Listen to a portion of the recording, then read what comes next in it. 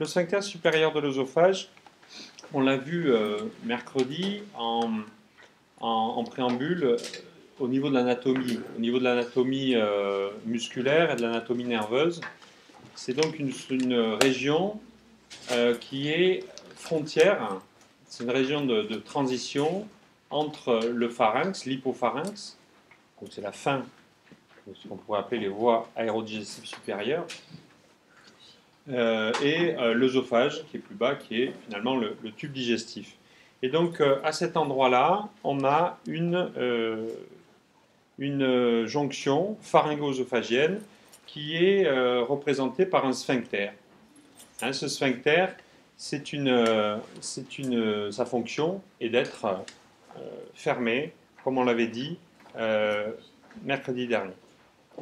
Donc, on va faire des rappels d'anatomie et de physiologie. On va parler des méthodes d'évaluation du fonctionnement de ce sphincter et de son dysfonctionnement. Et on va parler aussi des pathologies, des principes de traitement, à la fois rééducatifs et interventionnels, chirurgicales. On parlera de quelques notions aussi de ce sphincter supérieur de l'œsophage en dehors de la déglutition. Alors, première considération, l'anatomie, encore et toujours, avec un sphincter qui est disposé au niveau de la jonction entre le pharynx et l'œsophage.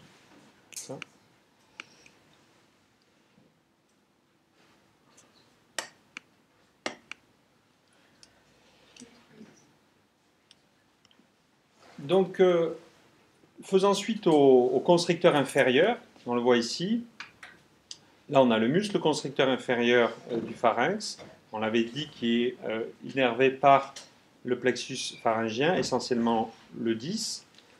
Ici, en dessous, on a les fibres longitudinales de l'œsophage, donc on est dans l'œsophage cervical, et entre les deux, il y a un petit muscle, mais très précis, très précieux, qui est disposé, localisé horizontalement, avec une attache en avant qui est sur le cartilage cricoïde, et qui va faire le tour et qui va enserrer le conduit digestif. Donc une partie cartilagineuse en avant, cartilage cricoïde, et une partie musculaire en arrière, puisque c'est le muscle cricopharyngien. On le voit ici sur une vue postérieure, le muscle cricopharyngien. Donc, ce qui est au-dessus, on voit très bien sur ce schéma l'empilement des trois muscles constricteurs, supérieur, moyen, inférieur. D'accord, ça c'est une vue postérieure. Et ici, horizontalement, les fibres du muscle cricopharyngien qui sont là. Et en dessous, l'œsophage cervical. Alors, il faut rapidement passer à la physiologie. Pourquoi? Parce que finalement, le sphincter supérieur de l'œsophage ne se limite pas qu'à ce petit muscle cricopharyngien. Il ne se limite pas qu'au muscle cricopharyngien, il est plus étendu. En fait, il faut considérer que c'est une zone fonctionnelle, plus qu'une zone anatomique qui est très courte. C'est une zone fonctionnelle qui est plus étagée, plus étendue en hauteur. Et si ce muscle fait 1,5 cm d'épaisseur, en fait, la région qui applique une hyperpression, donc qui fait une hyperpression pour constituer le sphincter supérieur de l'œsophage, cette région-là, elle est plus étendue que 1,5 cm ou 2 cm. C'est ce qu'on observe lorsqu'on fait des mesures de pression au niveau du sphincter supérieur de l'œsophage. Alors, en fonction des équipes, en fonction des années aussi, on voit ici 89, 88, 66. Plus la courbe est aiguë, plus on est dans les zones de haute pression. Et donc là, on se retrouve en correspondance avec un schéma anatomique très très simplifié, vue de profil. Ici, le cartilage aryténoïde en vert, la corde vocale, vocal cord, ici. Ici, le constricteur inférieur du pharynx.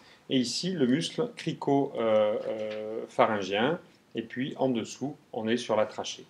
Donc là, on voit que l'hyperpression, elle est maximale à la jonction entre le muscle constricteur inférieur et le muscle cricopharyngien. On a l'habitude de dire qu'effectivement, ce sont les derniers centimètres du muscle constricteur inférieur et le muscle cricopharyngien qui constituent fonctionnellement le sphincter supérieur de l'œsophage.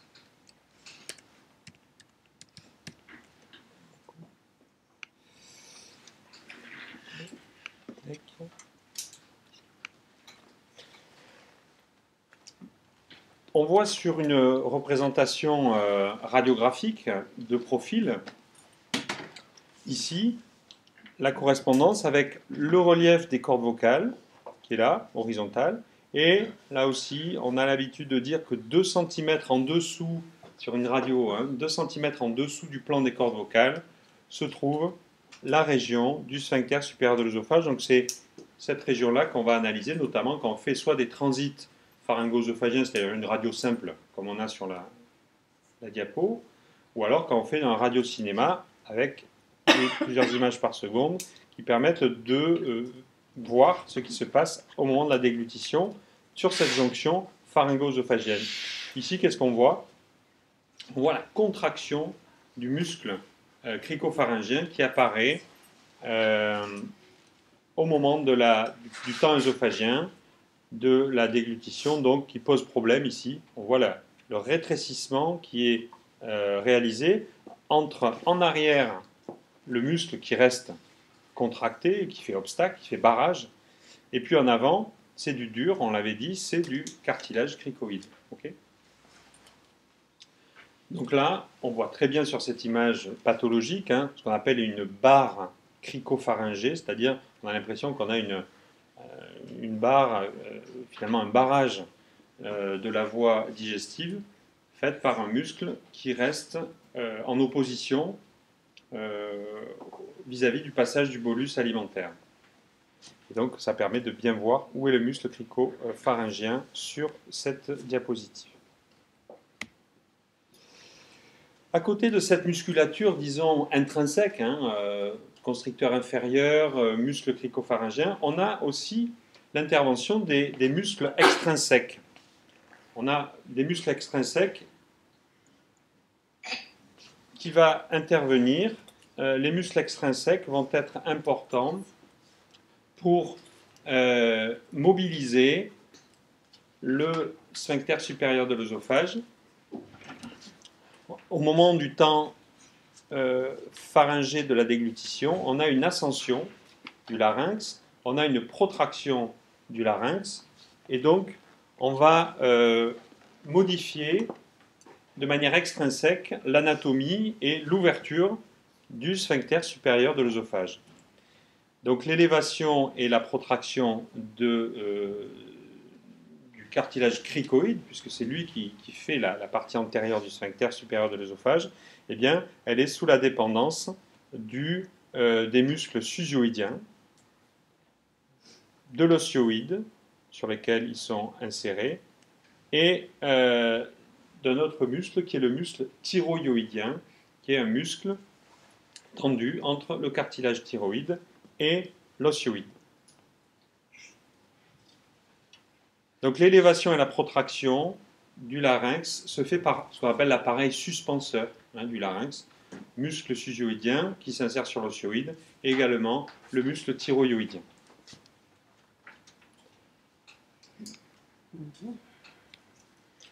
Alors quand on regarde la relation qui existe entre le mouvement de l'osioïde, le mouvement du larynx dans son ensemble, et la relaxation, puis l'ouverture du SSO, voilà ce qu'on observe. Et cette diapo est assez importante pour comprendre d'une part qu'il y a des mouvements du larynx, des mouvements, qu'il y a un ordre de relaxation, c'est-à-dire que la commande motrice pour le sphincter supérieur de l'œsophage, d'abord, inhibe sa relaxation, inhibe sa contraction, donc impose une relaxation, et puis qu'ensuite, dans un deuxième temps, il y a une ouverture. Donc ce n'est pas synonyme. Relaxation, ouverture, ce n'est pas synonyme. Là, regardons ce qui se passe si on considère le mouvement vers le haut de l'osioïde. On voit dans le temps qu'il y a un mouvement vers le haut, avec un déplacement ici en millimètres, puis après une descente. Ce qui se passe pour le mouvement antérieur, la composante antérieure du mouvement, elle est à peu près superposable. Si on regarde pour le larynx, on a effectivement des mouvements qui sont superposables. Donc l'ensemble des structures osioïdes-larynx se déplacent bien évidemment avec une bonne synchronisation, puisque finalement ça fait partie du même organe. Quand on regarde au niveau de la mesure de pression dans UES, c'est Upper Esophageal Sphincter, c'est-à-dire sphincter supérieur de l'œsophage. Quand on regarde ce qui se passe dans le sphincter supérieur de l'œsophage au niveau de sa pression, eh bien, il y a une pression qui est de 50 mm de mercure au repos, c'est-à-dire une pression, un tonus de base de contraction. Il y a l'ordre par l'innervation de relaxation, donc on a la pression qui chute, puis on a les mouvements d'ascension du larynx. Donc d'abord ordre de relaxation, puis élévation du larynx et de l'osioïde dans le temps, et c'est contemporain de l'élévation du larynx et de l'osioïde que là, il y a un flux, c'est-à-dire un débit ou un passage dans le sphincter supérieur de l'œsophage, qui a marqué sur la diapositive le passage du bol alimentaire à travers le SSO, arrive au moment de l'ouverture qui succède à la commande de relaxation. 0,2 secondes. Une unité étant 0,2 secondes, vous voyez combien de temps ça dure? 0,4, 0,5 secondes maximum pour avoir le passage du bol alimentaire dans le sphincter supérieur de l'œsophage. C'est l'abscisse de ce graphique qui nous le montre. Donc ce qu'on note, c'est d'une part la pression de repos, le tonus de base du sphincter supérieur de l'œsophage, l'ordre de relaxation qui va inévitablement entraîner une décontraction en physiologie, décontraction du sphincter, puis ensuite mouvement du larynx vers le haut et vers l'avant. À ce moment-là, passage, donc réelle ouverture du sphincter supérieur de l'œsophage dans un second temps, à peu près 0,2 secondes après l'ordre de relaxation. L'ouverture, donc le passage du bol alimentaire dure 0,5 secondes à peu près dans le sphincter supérieur de l'œsophage. Puis ensuite, dernier élément, on a une hyperpression dans le sphincter supérieur de l'œsophage et cette hyperpression correspond à la première onde qui va ensuite se propager de manière, ce qu'on appelle péristaltique, c'est comme un mouvement, un anneau de contraction qui va descendre donc, pour faire progresser le bol alimentaire du haut vers le bas. Ok? Donc, ce schéma est très très important puisqu'il nous synthétise la relation entre le mouvement de l'osioïde et du larynx, la relaxation, donc la commande neurologique, puis l'ouverture qui est le mouvement engendré par à la fois la relaxation mais aussi le déplacement du larynx.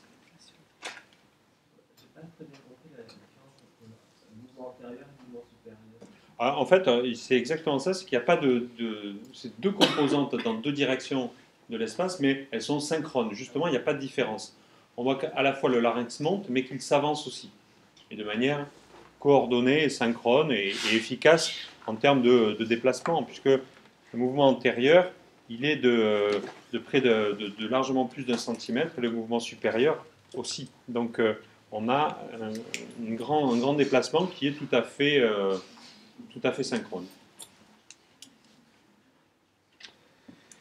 Alors les points importants au niveau de l'anatomie maintenant, de la constitution de ce sphincter supérieur de l'œsophage. Eh bien, le muscle cricopharyngien, CP, est un muscle strié. C'est un muscle strié qui est le plus important du SSO. Les muscles striés sont des muscles qui ont la capacité d'avoir une contraction et une décontraction assez rapide. Donc des mouvements rapides. Et c'est ce qu'il faut pour avoir cette alternance de ouvert-fermé. Okay, c'est comme ce qu'on observe sur les muscles du larynx. Ce n'est pas exactement ce qu'on observe habituellement sur un tube digestif. On a plutôt des muscles lisses qui sont avec des mouvements amples et lents. Donc là, on est un muscle strié Donc action rapide, contraction, décontraction, recontraction du cricopharyngien. La morphologie très caractéristique de fer à cheval, ce que je vous disais, ce muscle a une forme de fer à cheval ouvert vers l'avant et inséré sur le cartilage cricoïde, donc une composante dure en avant, et enserre donc la jonction pharyngo-œsophagienne, JPO, ça veut dire jonction pharyngo-œsophagienne. Cette notion de jonction est très importante, puisqu'on a l'entonnoir pharyngé qui débouche sur la région du sphincter, et ensuite, une fois que le sphincter est franchi, on est dans l'œsophage. Donc on note une réelle asymétrie antéro-postérieure, puisqu'en avant c'est du cartilage, en arrière c'est du muscle, et sur les côtés. On a une particularité, c'est la mobilité de ce sphincter, protraction-élévation de la partie cartilage cricoïde. Et puis l'innervation, on l'a dit, on le remet ici, innervation par le 10, par le plexus pharyngé. Et également, le cricopharyngien a aussi une innervation par le nerf récurrent, qui est une branche du 10, mais qui arrive par en dessous. Ce qui explique les troubles de la décontraction, de la relaxation du sphincter supérieur de l'œsophage dans les paralysies du 10, qu'elles soient très hautes, par exemple un syndrome de Wallenberg, ou qu'elles soient très basses, par exemple une section du récurrent. D'accord ? Alors la physiologie, les points importants au niveau du sphincter supérieur de l'œsophage, on retient qu'il y a un tonus de base, on a dit à peu près 50 mm de mercure, c'est pas mal comme pression. Puis une relaxation et une ouverture qui ne sont pas synonymes, on l'a bien compris. D'abord il y a ordre de relaxation, puis ouverture qui est un mouvement, d'accord, mouvement d'ouverture, sous l'effet principalement d'une part de l'ascension du larynx et de la protraction, mais aussi du bolus qui va écarter les parois du sphincter supérieur de l'œsophage au moment du passage. Donc on a besoin de la pression des muscles qui sont au-dessus, qui sont les constricteurs du pharynx, pour permettre le franchissement du bolus alimentaire à travers le sphincter supérieur de l'œsophage. L'ouverture du SSO, on a vu sur le schéma, sur le graphe, qu'elle était le début de cette ouverture est concomitant avec le mouvement antéro-supérieur du cartilage cricoïde. Donc à partir du moment où on a le cartilage cricoïde qui monte et qui s'avance, on a un début d'ouverture du sphincter supérieur de l'œsophage. Et l'ouverture, elle est maximale lorsque le bolus, le bol alimentaire, arrive sous pression pour écarter les parois du sphincter supérieur de l'œsophage. Ce qui implique aussi une autre composante, c'est que ce qui impose la pression de ce bolus, ce sont les muscles qui sont au-dessus, les constricteurs supérieurs qui vont exercer une force sur le bolus pour le faire franchir le sphincter supérieur de l'œsophage. Mais ce qu'il faut considérer, c'est qu'il faut que le muscle lui-même, qui s'est relaxé, soit ce qu'on appelle compliant, c'est-à-dire se laisse distendre. Comme un ballon de baudruche dans lequel on souffle, il faut qu'il se laisse distendre, sinon on n'arrive pas à écarter les parois. C'est ce qu'on verra dans la pathologie de fibrose du sphincter supérieur de l'œsophage, où bien que les muscles au-dessus arrivent à pousser, eh bien, si le sphincter est fibreux, bien qu'on lui donne l'ordre de se relaxer, bien qu'on fasse avancer le larynx et s'élever, eh bien, si les parois musculaires sont rigides, eh bien, il ne pourra pas y avoir d'ouverture. Donc l'ouverture elle est maximale sous l'effet de la force, de la pression induite par les constricteurs inférieurs, et elle est aussi dépendante du degré de compliance musculaire du sphincter supérieur de l'œsophage. En définitive, ce qu'on observe quand on fait des analyses, quand on fait des examens sur le sphincter supérieur de l'œsophage, soit on veut analyser la relaxation, ça on va le mesurer soit en pression, en manométrie, on va mesurer la relaxation en manométrie, c'est-à-dire qu'on va mesurer les pressions. On peut l'évaluer aussi, un autre moyen, c'est d'évaluer la commande neuromusculaire, donc l'électromyographie de la bouche de l'œsophage. Donc les deux examens pour évaluer au mieux la capacité de relaxation du sphincter supérieur de l'œsophage, c'est la manométrie, mesure de pression, et électromyographie, mesure électrophysiologique. Et si on veut mesurer l'ouverture, c'est-à-dire ce qui se passe au final, en réel, ben là c'est en radiologie, en radiocinéma, on va observer si ça s'ouvre ou si ça reste un petit peu fermé. D'accord ? Donc voilà les 3 examens qui sont intéressants pour évaluer l'ouverture du sphincter supérieur de l'œsophage: manométrie, électromyographie, ça c'est relaxation, et radiologie, ça permet de mesurer et d'évaluer l'ouverture du SSO. Il y a quelque chose qu'il faudra aussi considérer, c'est que ce qui va nous intéresser en physiologie et en pathologie, c'est la synchronisation, relaxation, ouverture du SSO. Puisqu'il faut que dans le temps, on a vu sur le schéma, sur le graphe, que ça se succède. Et ça, on peut le voir aussi en manométrie, couplé avec le radiocinéma. Donc on a intérêt à coupler les 2 examens. D'accord ?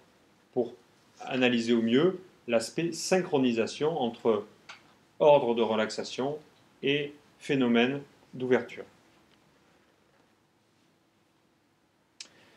Donc les voici, ces 3 examens: radiologie, soit vidéo, soit transit pharyngo-œsophagien sur des clichés simples, manométrie pharyngo-œsophagienne, et électromyographie. On va en dire quelques mots là-dessus.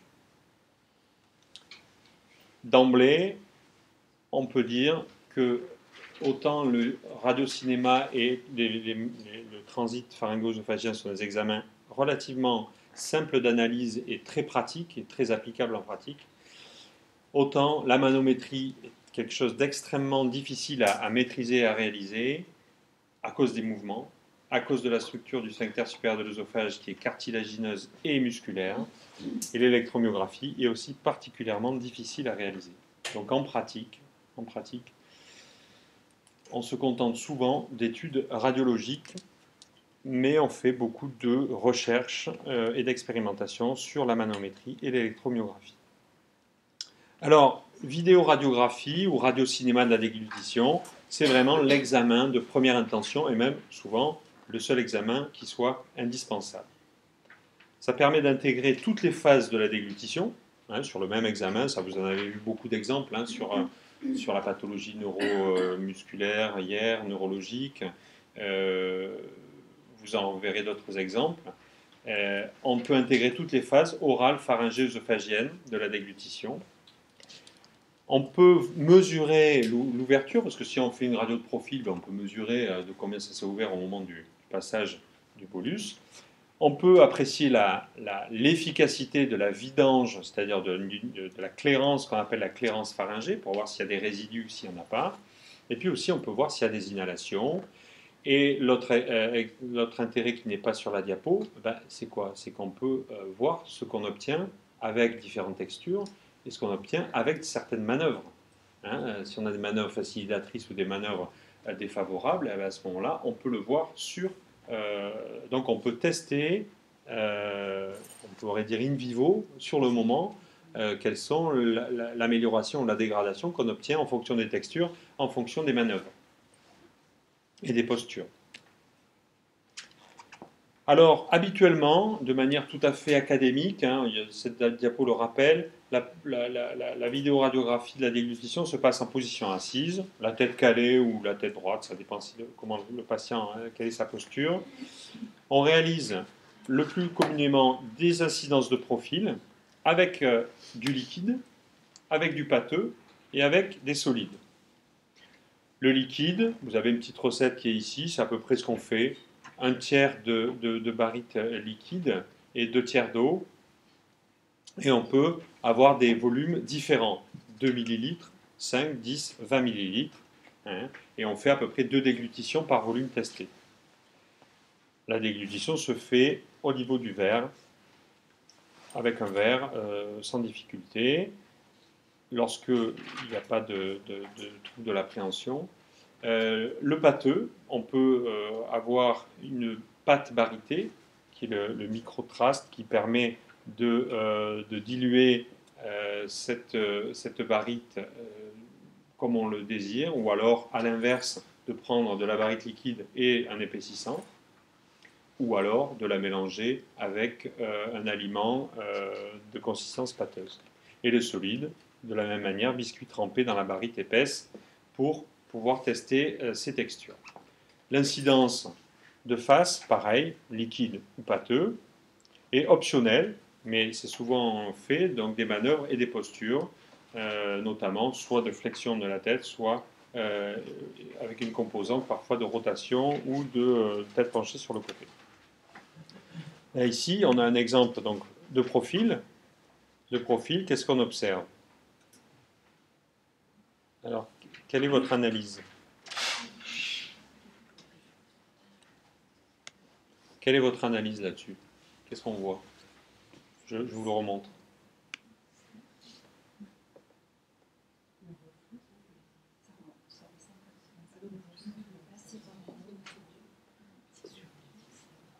Il faut l'analyser de manière un petit peu analytique, c'est-à-dire qu'on ne peut pas d'emblée dire ah tiens, je vois, le diagnostic c'est ça. Donc de manière analytique, on regarde d'abord les mouvements. Est-ce qu'il y a une ascension laryngée? Jolie. L'ascension laryngée, elle est bien. Ensuite, on regarde au niveau supraglottique, la base de langue. Est-ce qu'elle fait son travail? Est-ce qu'elle recule? Est-ce qu'elle propulse vers l'arrière? 2 tiers d'action de la base de langue, 1 tiers d'action des constricteurs. Est-ce qu'on y est? Oui, on a un bon travail de base de langue, on a une bonne ascension laryngée. Maintenant, sur l'efficacité. Sur l'efficacité de ce qu'on observe, bon, on n'a pas de fausse route pendant la déglutition, ça c'est bien, on n'a pas de problème à ce niveau-là. En revanche, ce qu'on observe, c'est quoi? C'est qu'il y a un résidu. Conséquence du résidu, déglutition répétée. Le sujet insiste, insiste, insiste. Alors, on voit, ce qui frappe, c'est qu'il y a un résidu, mais il faut essayer d'en trouver la cause. Est-ce qu'on le voit? Est-ce qu'on voit la cause de ce résidu sur différentes vues? À un moment, ici, on voit la barre cricopharyngée ici, là. Vous l'avez vu? Je n'arrive pas à afficher pour pouvoir ralentir. On va essayer quand même. Voilà. Donc là, on est là. Si je me mets... Hop. Là. Admettons. Vous voyez ici? Ah ben non, ça ne va pas garder la pose. C'est dommage. On a à un moment la vision d'une barre cricopharyngée, voilà, ici, là, qui est assez caractéristique. Voilà, là, à nouveau, hein, on voit bien le sphincter qui est complètement resserré et qui fait un obstacle au niveau donc de la jonction pharyngo-œsophagienne. Donc là, on a typiquement un examen qui nous montre qu'il y a un obstacle. En tout cas, ce qu'on voit là-dessus, c'est on a un défaut d'ouverture. Alors, le défaut d'ouverture, on ne sait pas s'il vient d'une anomalie de la commande. Est-ce que ça vient d'une sphincter qui est trop resserrée, qui a une anatomie anormale? En tout cas, ça ne vient pas de l'ascension laryngée, parce que là, elle est vraiment très représentée. Donc voilà les renseignements qu'on peut avoir sur une vidéo radiographie. On va rechercher les troubles de l'ouverture, on va rechercher des rétentions d'amont, c'est-à-dire un résidu, et puis des choses non spécifiques du SSO qu'on peut retrouver, l'hypomobilité laryngée, mais ça influe sur l'ouverture du SSO, et l'hypocontractilité pharyngée, là aussi, on peut l'analyser. Donc, tout ce qu'on vient d'essayer d'analyser sur le film, eh bien, c'est représenté sur cette diapo avec trouble de l'ouverture, rétention, donc les conséquences, et puis des choses qui sont autour, c'est-à-dire l'hypomobilité laryngée, l'hypocontractilité pharyngée.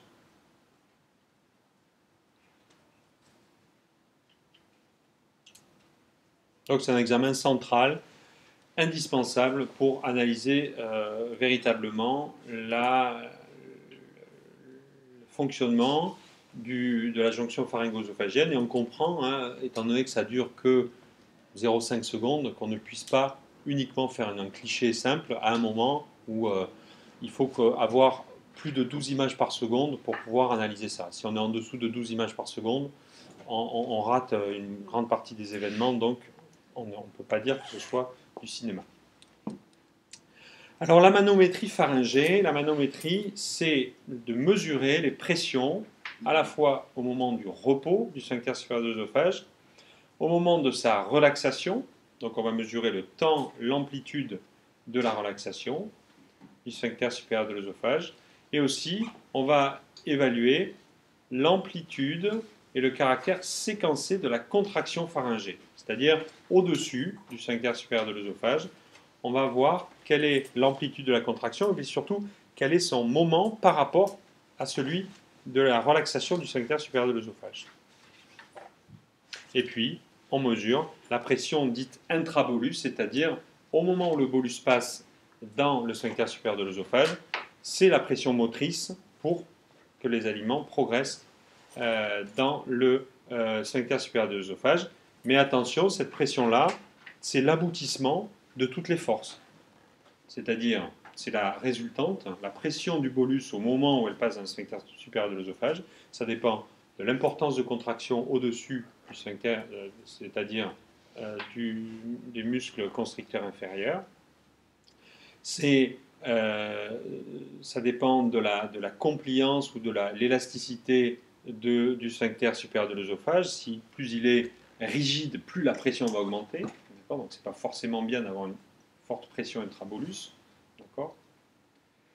Donc c'est tout ça qu'on va mesurer lorsqu'on mesure la pression du bolus. Et ça, il y a aussi une décomposante, c'est le volume qui est dégluti. C'est-à-dire que les petits bolus en volume auront une pression plus faible et les gros bolus auront une pression plus forte. C'est pour ça que lorsque on a un trouble de la relaxation du sphincter supérieur de l'œsophage, on a plutôt intérêt à avoir des gros volumes de bolus qui permettent de forcer un peu le passage. C'est ce qui explique cette notion de dysphagie un petit peu, on appelle une dysphagie paradoxale, où c'est plus simple d'avaler des grosses bouchées plutôt que d'avaler sa salive. Donc l'amplitude, le bolus, la pression intrabolus dépend de beaucoup de choses, mais donne un bon renseignement, mais c'est la résultante de beaucoup de forces. Alors, comment ça se passe? Il y a soit il y a deux types de cathéters de manométrie, soit ceux qui sont perfusés en permanence, ce sont des tuyaux qui ont à l'intérieur plusieurs petits tuyaux.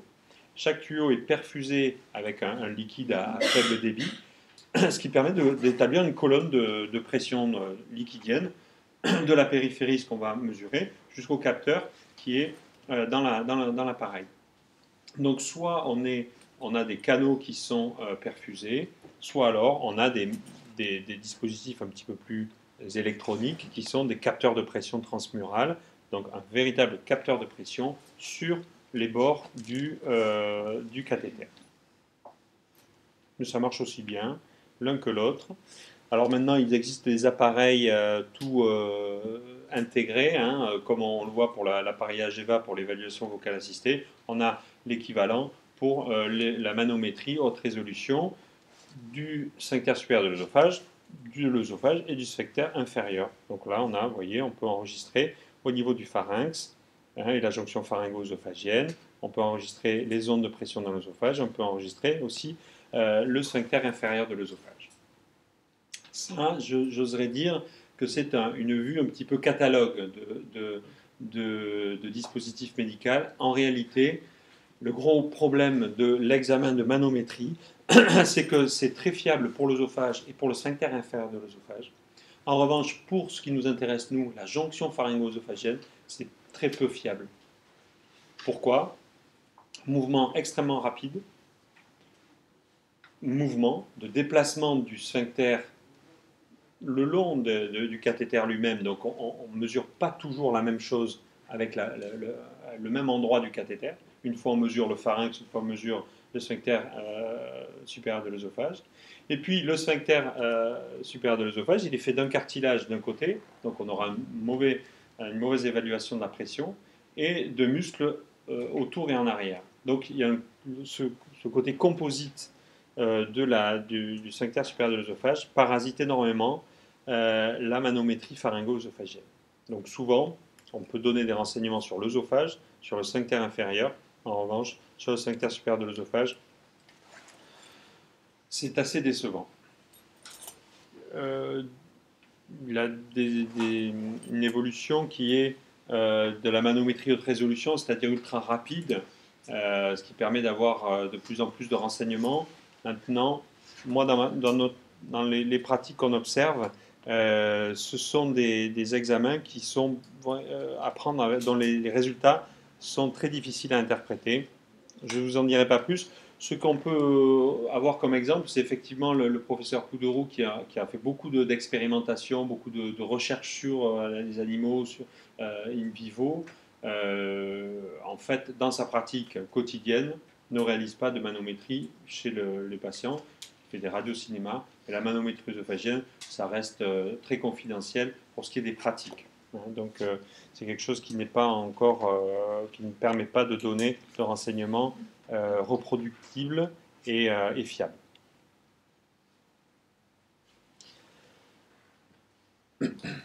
Donc, on n'en dira pas plus. La manométrie du sphincter supérieur de l'œsophage, c'est quelque chose qui est très compliqué, dont les interprétations doivent être faites avec précaution. Donc, on n'en dira pas plus. Ce qui est important, les points importants, c'est vraiment la vidéoradiographie, qui est l'examen de première intention, et je vous l'ai dit souvent, le seul examen indispensable et utilisé en pratique. Le diagnostic, il est permis au niveau de cet examen parce qu'on voit le mécanisme de la dysphagie et aussi on peut faire des diagnostics des conséquences qui sont l'inhalation et le moment de l'inhalation au moment du temps pharyngé ou au moment de la reprise inspiratoire pendant le temps œsophagien.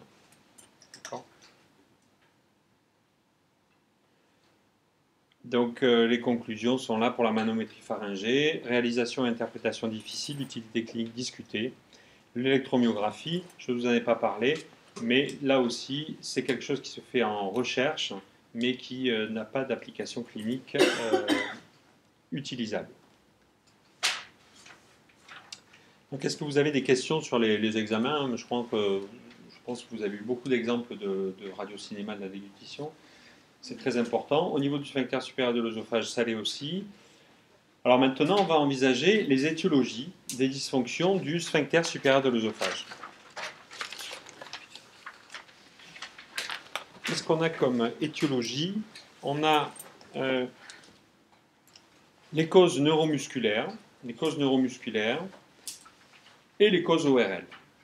On va résumer ça comme ça. Les causes neuromusculaires, ce sont d'abord les accidents vasculaires, soit hémisphériques, soit du tronc cérébral. Mais on l'a vu mercredi, les causes au niveau du deuxième neurone, au niveau du tronc cérébral, des noyaux du disque notamment, sont de loin les plus problématiques, celles qui entraînent le plus de troubles, puisque à partir de ce deuxième neurone, il n'y a plus de compensation contralatérale. Alors que dans les accidents vasculaires hémisphériques, on a toujours un certain degré de compensation de l'autre côté, donc souvent les troubles sont mineurs. Mais ils peuvent exister. Donc les accidents vasculaires du tronc cérébral, les tumeurs ou la chirurgie du tronc cérébral, d'accord. Les syndromes dégénératifs, dans la maladie de Parkinson, on a un trouble de la commande motrice et un trouble un ralentissement du mouvement et donc une perte de la synchronisation. Tous les syndromes parkinsoniens d'ailleurs, le style Richardson, le Scheinreiger, qui sont d'autres types de syndromes extrapyramidaux, entraînent de graves problèmes de la jonction pharyngo-œsophagienne.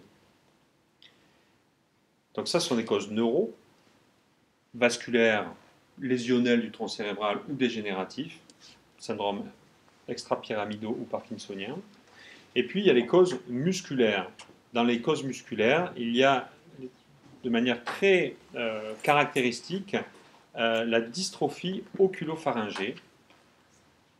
Dystrophie oculopharyngée, c'est une dystrophie qui atteint musculaire, qui atteint les mouvements oculomoteurs et le sphincter supérieur de l'œsophage. Donc c'est très caractéristique, c'est génétique. Il y en a beaucoup dans la population francophone québécoise, surreprésentée dans cette région-là. Et c'est quelque chose qui est rare, mais qu'on retrouve de manière très constante lorsqu'on est atteint de dystrophie oculopharyngée. Dans la myotonie, pardon, la myotonie de Steinert et d'autres myopathies, mais la myotonie de Steinert, il y a, donc c'est une maladie aussi génétique qui entraîne un défaut de relaxation des muscles, y compris du sphincter supérieur de l'œsophage. Donc là, on est dans les dystrophies musculaires génétiques. Et puis, il y a les myosites, les inflammations musculaires qu'on retrouve soit dans les pathologies inflammatoires auto-immunes, comme la dermatopolymyosite,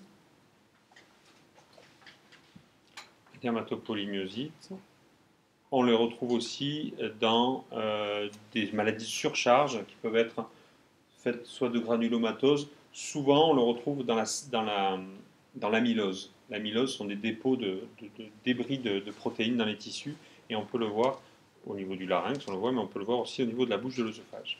Et d'autres myosites à inclusion qui sont des anomalies musculaires également qui entraînent toutes ces pathologies entraînent un défaut de relaxation et un défaut d'ouverture des muscles du sphincter supérieur de l'œsophage. Donc, causes neuromusculaires, les AVC, toutes les lésions du tronc cérébral, les syndromes extra-pyramidaux, Parkinson et apparentés, dystrophie musculaire génétique, les myosites, qu'elles soient inflammatoires acquises ou qu'elles soient parfois génétiques. Dans les causes ORL pures, on va retrouver ce qu'on appelle la barre cricopharyngée et le diverticule de Zenker. La barre cricopharyngée, on en a vu un exemple sur les photos, sur les radiocinémas. Le diverticule de Zenker, on va en parler. Alors on dit que ce sont des myopathies restrictives. Il est certain que quand on analyse le muscle dans ces pathologies, diverticule de Zenker, barre cricopharyngée, le muscle est anormal, il est fibrosé, il a perdu ses capacités d'élasticité et de compliance. D'accord ? Donc, on appelle ça des myopathies restrictives, c'est-à-dire que le muscle n'arrive pas à s'ouvrir alors qu'il en a reçu la commande. Et puis aussi, ce qu'on observe beaucoup, ce sont les lésions liées à la radiothérapie. La radiothérapie de la jonction pharyngo-œsophagienne entraîne, comme on le voit dans ce qu'on vient de dire, dans la myopathie restrictive, ça entraîne une inflammation musculaire et une perte des fibres musculaires au profit de fibres rigides, de fibres de collagène qui font perdre l'élasticité du muscle jusqu'à arriver à des sténoses parfois infranchissables et complètement rigides. Donc des myosites et des myofascites radiques. Dans la radiothérapie, dans les séquelles de radiothérapie, il y a aussi une destruction des nerfs qui arrivent au muscle. Et donc il y a aussi une névrite radique. Donc en fait, il y a une conjonction à la fois de destruction musculaire par les rayons, à la longue, ça se fait 10, 15, 20 ans après la radiothérapie, il y a une destruction musculaire liée aux rayons, mais il y a aussi une destruction des petits nerfs qui arrivent aux muscles qui font qu'il y a un défaut de commande également. Donc voilà le petit catalogue d'étiologie de dysfonction du sphincter supérieur de l'œsophage. Alors on l'a compris, le mécanisme de dysfonctionnement, ça découle directement de la physiologie, on l'a vu. Donc il y a les troubles de l'ouverture du sphincter supérieur de l'œsophage, il y a les troubles de la relaxation, d'accord, du sphincter supérieur de l'œsophage, et puis il y a l'incoordination entre la propulsion pharyngée et l'ouverture du SSO. Et ça va se mélanger chez les individus pour donner leurs troubles. Il est certain qu'il y a toujours une conjonction, une certaine incoordination entre le pharynx et l'œsophage, une certaine défaut de commande de relaxation et aussi un certain degré de trouble de l'ouverture, soit par fibrose, relaxation incomplète ou absente, déficit de contraction pharyngée ou déficit de mouvement du sphincter supérieur de l'œsophage, protraction, élévation. D'accord ? Là, vous avez tout qui est résumé là-dessus. Et c'est ce qu'il faut analyser chez un patient, c'est cette espèce de petite checklist là. Voilà. Chez un patient, il a un trouble probablement au niveau de la jonction pharyngo-œsophagienne. j'analyse l'ouverture, j'analyse la relaxation, j'analyse la coordination. Et quand je veux traiter ce patient, eh bien, je vais essayer de trouver un impact sur l'ouverture, un impact sur la relaxation, un impact sur la coordination, que ce soit rééducatif ou chirurgical, par exemple, ou endoscopique.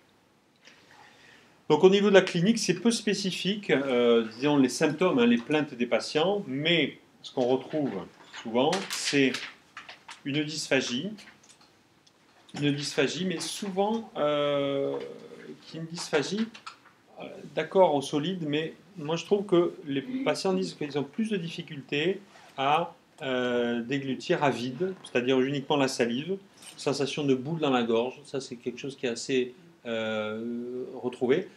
Le côté localisation, c'est-à-dire que les patients arrivent à très bien localiser où est leur problème. Ils ne disent pas ouais, c'est là que ça ne va pas, non, non, ils montrent le cricoïde, c'est là, d'accord. Donc à la base du cou, vraiment au niveau du cartilage cricoïde.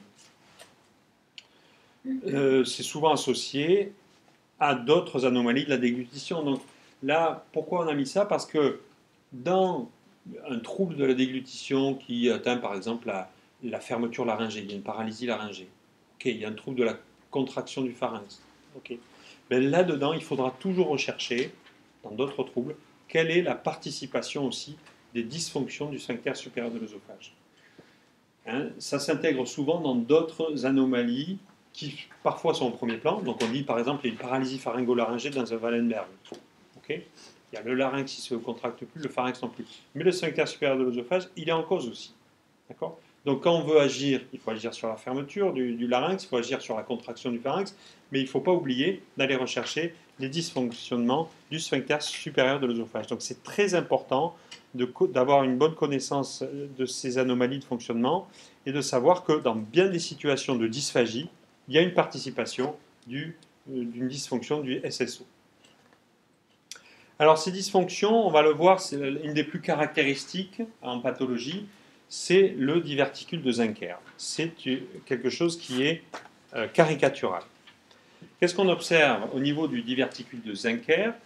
C'est, si on prend côté gauche du schéma l'anatomie normale, côté droit du schéma l'anatomie pathologique. L'anatomie normale, on l'a dit, ici qu'est-ce que c'est ce muscle-là? C'est le muscle constricteur inférieur du pharynx, okay, le plus bas des constricteurs. Ici, la barre, c'est le muscle cricopharyngien.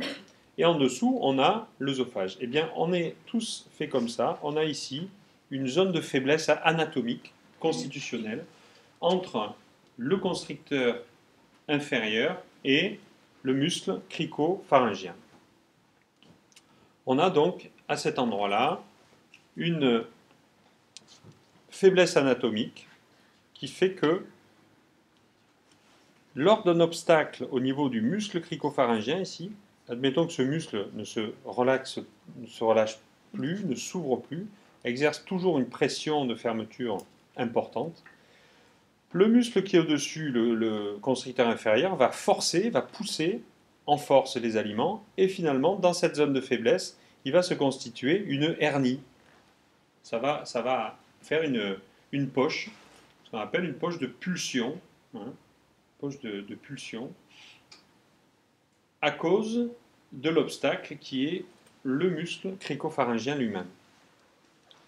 À ce moment-là, on a la constitution anatomique d'une hernie.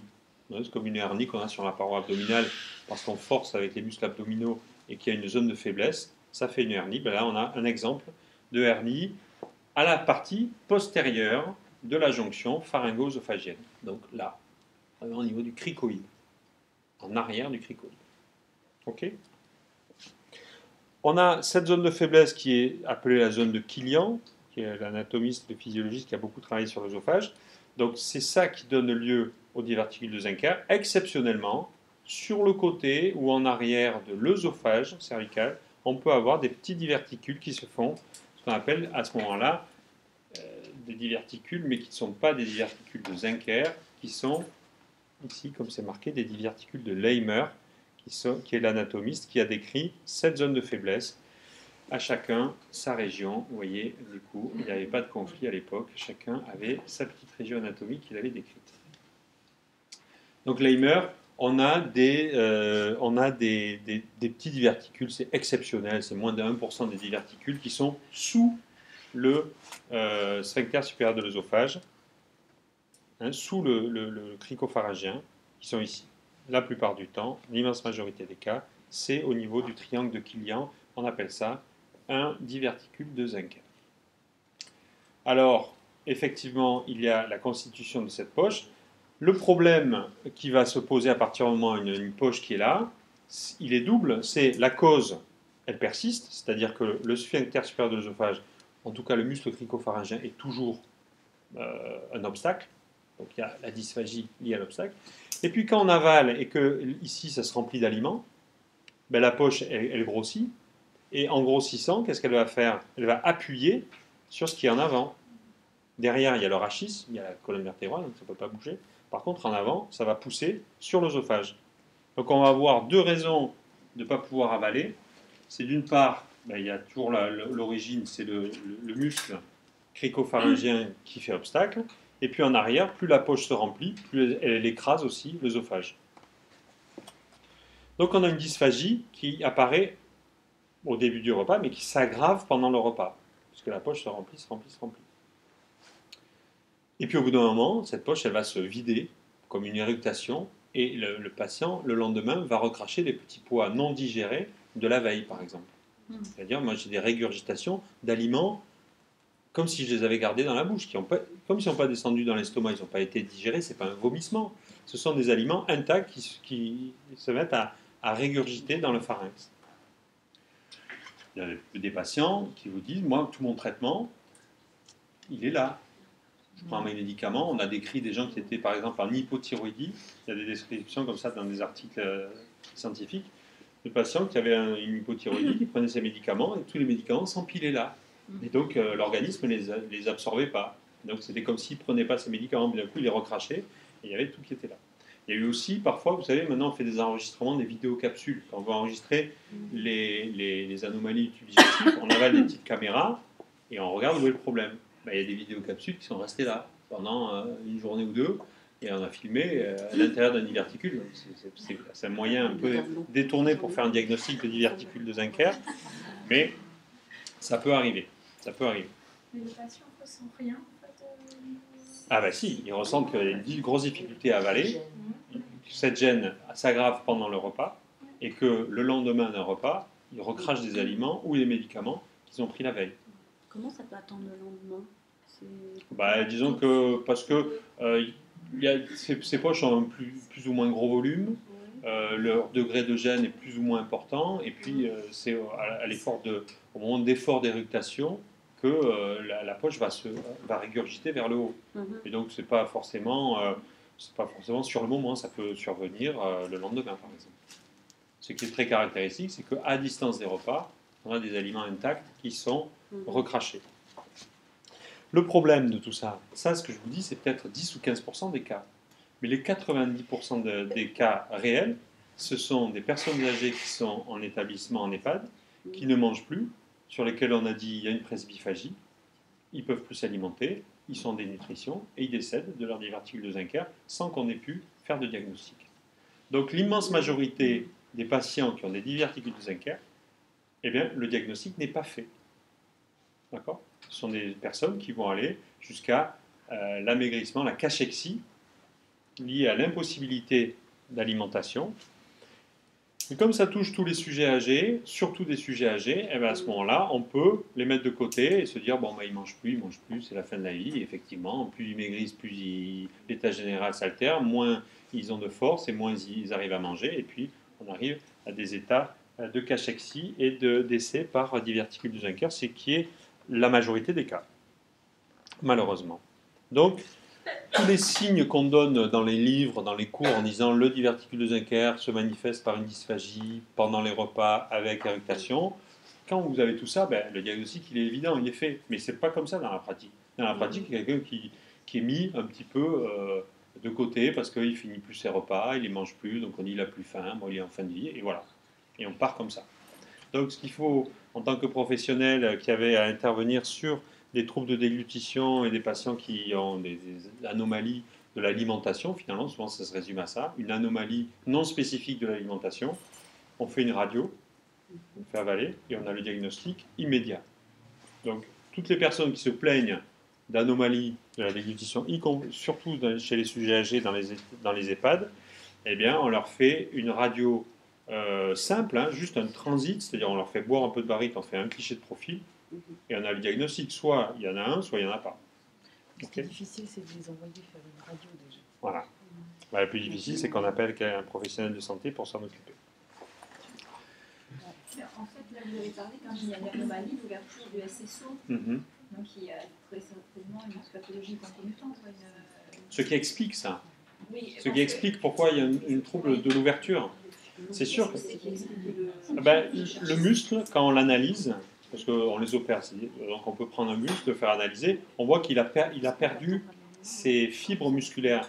La plupart des fibres musculaires sont remplacées par des fibroblastes, des fibres de collagène, des fibres donc qui sont fibreuses, qui ne permettent pas de se relâcher, d'accord, et de s'ouvrir.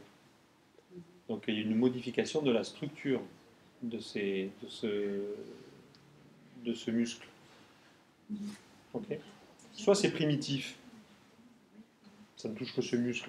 On parle de barre cricopharyngée, on parle de diverticule de Zincker quand il y a une poche, mais ça peut être secondaire à des pathologies.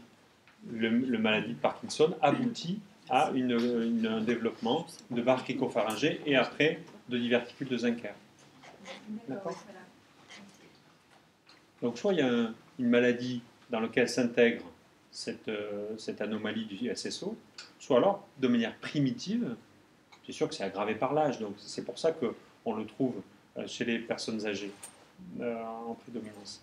Mais primitivement, donc il y a ça, là, vous voyez sur la diapo, il y a des modifications musculaires, une dégénérescence fibro-adipeuse du muscle, et puis un remplacement par des myofibrilles, des myofibrilles par les fibres de collagène. D'accord ?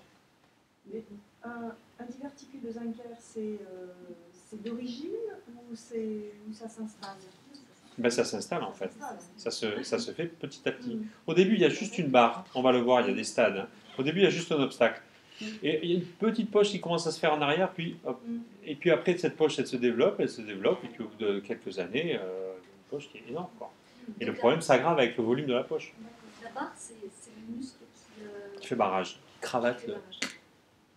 Donc ça se traduit à la radio par comme s'il y avait une barre, donc on appelle ça une barre cricopharyngée.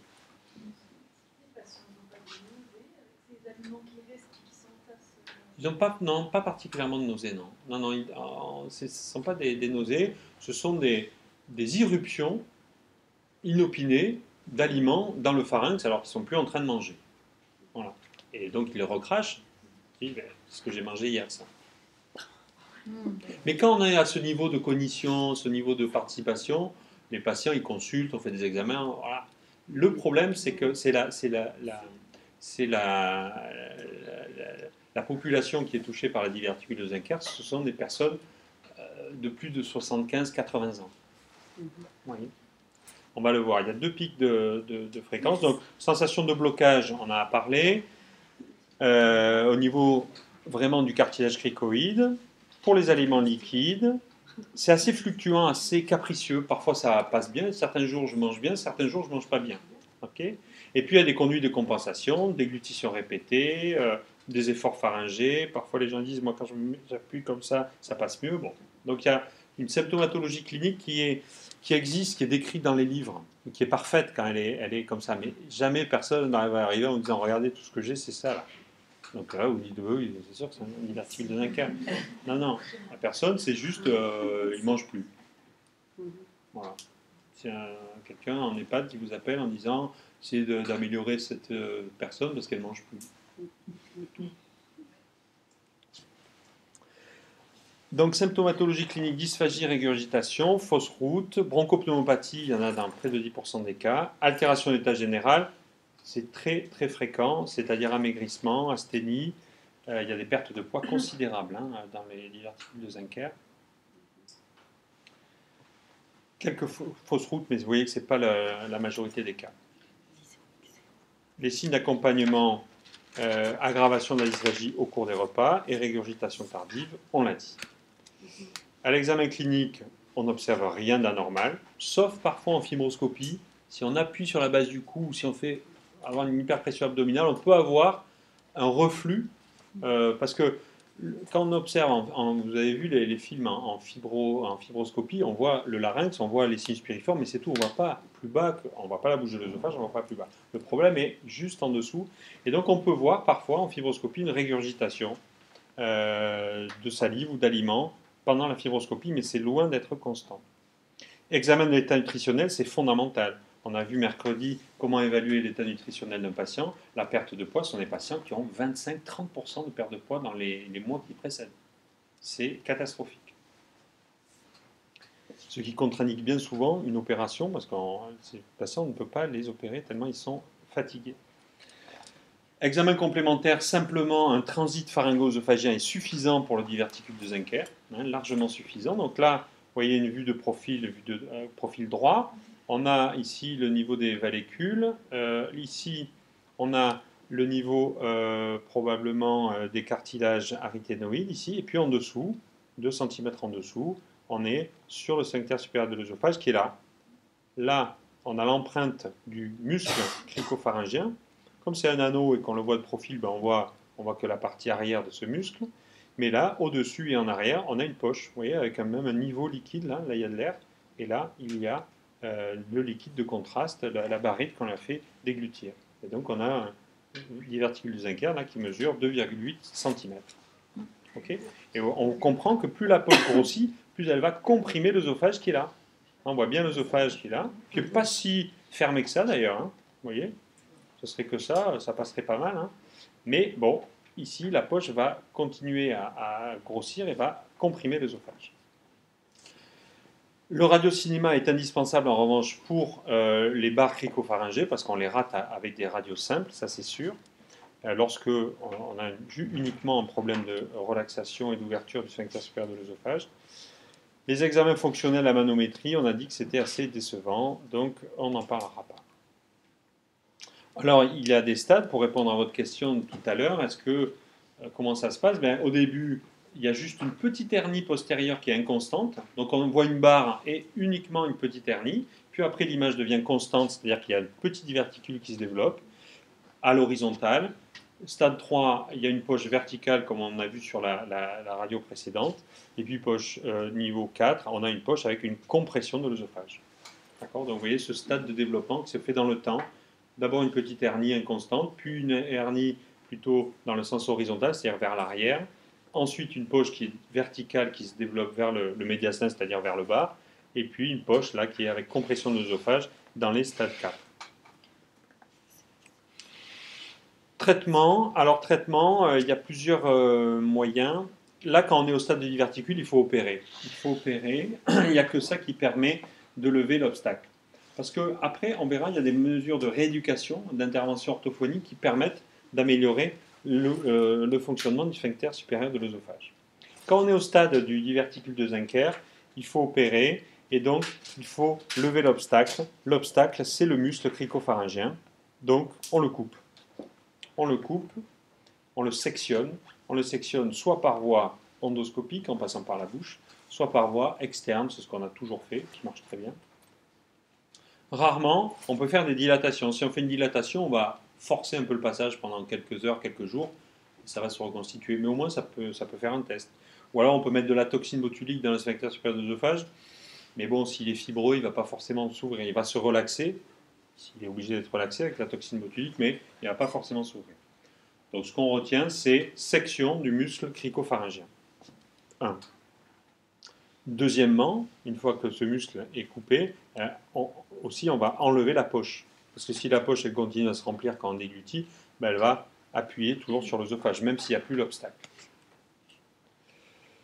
Alors, les choses les plus classiques, c'est qu'on opère les patients, on les opère couchés, allongés sur le côté, et là, on aborde l'œsophage par le côté gauche, puisque l'œsophage est un petit peu décalé du côté gauche dans l'organisme, on est fait comme ça. Donc, on l'aborde du côté gauche, on fait une ouverture, ici, de 4 à 6 cm. On peut le faire sous anesthésie locale, ça peut se faire sur les patients qu'on ne peut pas endormir. Donc on fait ça. On va faire une myotomie, c'est-à-dire couper le muscle. Couper le muscle. Alors vous voyez, là on est au bloc opératoire. Ça c'est le sternum, là, ici, là le sternum.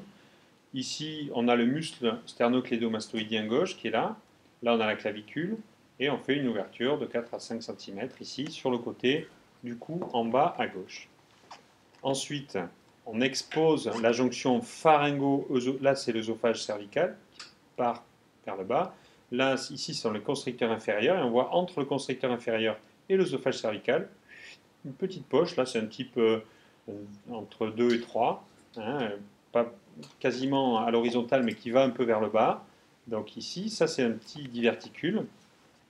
Ce diverticule, eh bien, pour l'instant, on le laisse, il ne nous intéresse pas, là, on l'a mis hors champ. Par contre, ce qui nous intéresse, c'est de couper le muscle cricopharyngien. Vous voyez, on a enlevé un triangle de muscles, de haut en bas, on l'a complètement sectionné. Ce qui fait que cet anneau, là, il est rompu.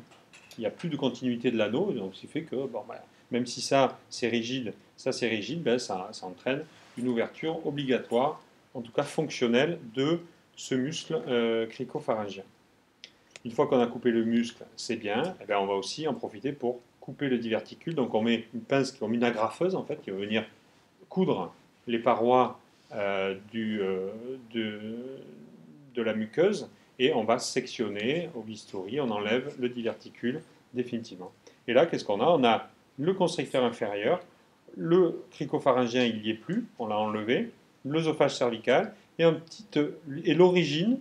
Là, on voit la muqueuse, l'origine qu'il y avait avant de ce diverticule, qui maintenant est cousu. Donc, on a l'entonnoir pharyngo-œsophagien qui est restauré. Ça, c'est ce qu'on appelle myotomie du cricopharyngien, le fait de couper le muscle, et diverticulectomie, c'est-à-dire on enlève le diverticule. Avant, on pouvait le suspendre, mais bon, on ne le fait plus. Donc, on ne va pas le retenir. Vous voyez, donc c'est assez court. Ce qu'on fait, c'est que le patient est alimenté par son nasogastrique pendant 4-5 jours. Puis on fait une radio pour voir que notre petit montage ne fuit pas. Ça peut arriver qu'il y ait des fuites. Si ça ne fuit pas, ben à ce moment-là, il peut manger au bout de 4 à 5 jours et il est guéri. Alors, ce qui est remarquable avec cette technique, c'est que la guérison, elle est définitive. C'est-à-dire que le traitement, il est vraiment efficace de manière durable. Et on peut vivre donc sans ce petit muscle. Ben oui, parce qu'en fait, qu'est-ce que ça va entraîner? Le fait qu'on n'ait plus le muscle. Ce muscle, il évite juste les éructations. Voilà. Donc, on aura des patients qui vont plus éructer. Parfois, ça peut aggraver un reflux pharyngé, un reflux œsophagien. Mais, bon, de deux mots, il faut choisir le moindre. Il y a une autre technique, par voie endoscopique. Le principe, c'est ça. Le haut est ici. Le bas est là, l'avant est là, l'arrière est ici, on voit le diverticule là. Et donc on va venir mettre une pince qui va mordre ce qui sépare l'œsophage du diverticule, c'est-à-dire le muscle lui-même. D'accord? Donc on va faire un traitement endoscopique.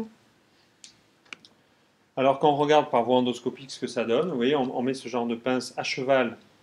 Là on est vue endoscopique. Là, on passe l'aspiration dans le diverticule, très en arrière. Là, le sujet est allongé sur le dos. Le haut, c'est l'avant. Et ici, on voit le relief. Finalement, ça, c'est la bouche de l'œsophage. Et ça s'est creusé en arrière. C'est le diverticule qui s'est creusé. Là, en revanche, on met l'aspiration, ce petit tuyau, on le met dans l'œsophage. D'accord? Donc là, avec la pince, on va venir mordre une partie dans l'œsophage, celle-là, l'autre dans le diverticule. Okay, un petit peu tourné vers la gauche, on est un peu tourné vers la gauche. Et vous voyez qu'on vient pincer et mordre donc ce qu'on appelle le septum diverticulaire, c'est-à-dire le mur qui sépare l'œsophage du diverticule, c'est-à-dire le muscle cricopharyngien. Ce muscle qui est recouvert de muqueuse, on va là aussi l'agrafer, c'est des pinces automatiques qui font 2 rangées d'agrafes et qui ont une lame au milieu qui coupe. Donc on va séparer complètement et on va détruire le mur qui sépare l'œsophage cervical qui est en avant du diverticule qui est en arrière. Voilà, on a fait agir la section de la pince. On va ouvrir. Bon, il y a quelques agrafes surnuméraires qui n'ont pas servi, qui tombent. Et vous voyez le muscle là qui est coupé. Donc on a l'œsophage qui est en avant, l'ancien diverticule, on peut dire, qui est en arrière. Maintenant, comme il n'y a plus de mur qui les sépare, il n'y a plus d'obstacle. Okay, donc ça, on appelle ça souvent une diverticulostomie, c'est-à-dire un stomie, c'est un abouchement du diverticule vers l'œsophage. Et on obtient ça, c'est-à-dire qu'on supprime la séparation entre le diverticule en arrière et l'œsophage en avant. On fait une diverticulostomie. Est-ce que c'est la grosseur du diverticule qui indique plus... Voilà, alors, comme la grosseur du diverticule, ça va agir sur quoi? Ça va agir sur le fait que nous, ce qu'on veut, c'est libérer l'obstacle. Si le diverticule est très grand, eh bien, quand on va passer la pince, on va couper tout le muscle. Tout le muscle. Si le diverticule est petit, ici, s'il fait que la moitié, on va couper que la moitié du muscle. C'est ce qui explique que cette technique, elle est souvent décrite comme étant temporaire. C'est-à-dire que ça marche pendant un petit moment, c'est-à-dire qu'on supprime une partie du muscle, mais on ne le supprime pas sur toute sa hauteur, ce qui fait qu'on a souvent plusieurs séances à faire ou des rechutes qui surviennent. L'avantage, c'est que c'est rapide et que l'anesthésie générale est très courte. Maintenant, disons qu'il y a eu un grand développement de cette technique dans les années 90-2000. Maintenant, on en revient un petit peu parce qu'on est obligé de le faire à plusieurs reprises. Bon, ça peut poser des problèmes. En tout cas, ça marche pendant un temps. Alors,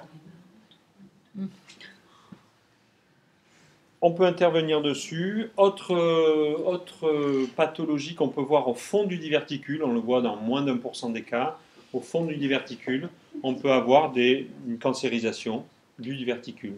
Voilà.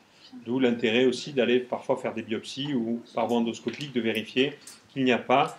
Là, c'était un cas qu'on avait eu. Là, on a le septum diverticulaire. L'entrée de l'œsophage est ici. Le diverticule, on le voit ici. Et bien, au fond, il y avait une transformation sous forme d'un carcinome, donc d'un cancer épidermoïde au niveau du diverticule. Ça peut arriver. Bon, les résultats, sans s'appesantir dessus, ils sont bons. Il y a des bons résultats initiaux, immédiats, que ce soit par voie endoscopique, que ce soit par voie chirurgicale externe, ça ne change pas grand-chose. Il y a aussi un même taux de complications, à peu près 5% de fuite, autour de 5% de fuite, et donc ça peut entraîner des infections graves autour de l'œsophage. Donc il faut toujours garder des patients hospitalisés en surveillance. On les fait manger plus tôt quand on le fait la chirurgie au laser ou par voie endoscopique avec des pinces que par voie cervicale. Donc on les fait manger plus tôt, le lendemain ou le surlendemain. On attend volontiers 4 ou 5 jours quand on le fait par voie chirurgicale. Mais l'avantage, c'est que les diverticules opérés par voie chirurgicale, par voie classique, ont un résultat qui est beaucoup plus durable. Donc les indications, comment on choisit les voies endoscopiques, en général, on peut toujours le proposer. Il est certain que il vaut mieux le proposer à des patients qui ont des gros diverticules. Ça va permettre aussi de diminuer le temps opératoire, le temps du séjour hospitalier. Mais il y a quand même des limites à ça. Parfois, comme on opère beaucoup de sujets âgés, il faut quand même avoir des patients qui ont une certaine extension du rachis. C'est des patients qui sont complètement syphotiques. On n'arrivera pas à aller jusqu'à l'endroit à opérer par voie endoscopique. Ça peut être une limite importante. Par voie cervicale, par voie chirurgicale, c'est préféré chez les sujets jeunes qui sont en bon état général, notamment quand le diverticule est petit. S'il y a une contre-indication à une anesthésie générale, on fait sous anesthésie locale. Et lorsque on a une difficulté d'exposition pour les patients en voie endoscopique, on peut convertir, si on a prévenu le patient, qu'on peut à ce moment-là, si on a une difficulté endoscopique, on peut passer par voie chirurgicale. Ça, je ne vous en ai pas parlé, mais il y a 2 pics de fréquence des diverticules de Zenker. Il y a soit le chirurgien dynamique de 50 ans qui mange un petit sandwich entre 2 opérations et qui retourne opérer. Lui, il se fait un diverticule parce qu'il mange trop vite. Et on le voit parce qu'on a opéré nos 2 collègues à côté. Donc c'est vraiment une population très ciblée, on peut dire. Voilà. Donc des gens hyperactifs qui n'ont pas de temps de manger, qui ont des gros bolus de déglutition et qui vont à un moment se faire une hernie comme fait un sportif jeune, il se fait une hernie par trop d'efforts. C'est exactement le même principe. Donc ça, autour de 45-50 ans, ça peut arriver. Moi, je ne mange pas, donc ça, c'est pas de problème. L'autre pic, alors ça c'est minoritaire, c'est peut-être 10%, 20% d'écart. D'accord, c'est minoritaire, mais il y a un pic de fréquence là. L'autre pic de fréquence, c'est 80 ans, le sujet en EHPAD ou à la maison, voilà, qui a une dénutrition progressive, mais rapidement progressive. D'accord, qui ne se plaignent pas trop de grand-chose, mais à part qu'effectivement, il va aller très rapidement vers un état de cachexie. Parfois, il y a des pneumopathies d'inhalation.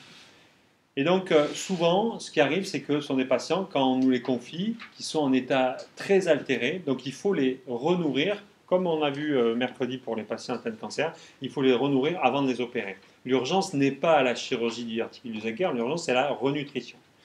Donc la renutrition, le seul inconvénient, c'est que quand on a un diverticule du Zincker, on ne peut pas mettre de sonde nasogastrique. Parce que la sonde nasogastrique, elle va systématiquement dans le diverticule.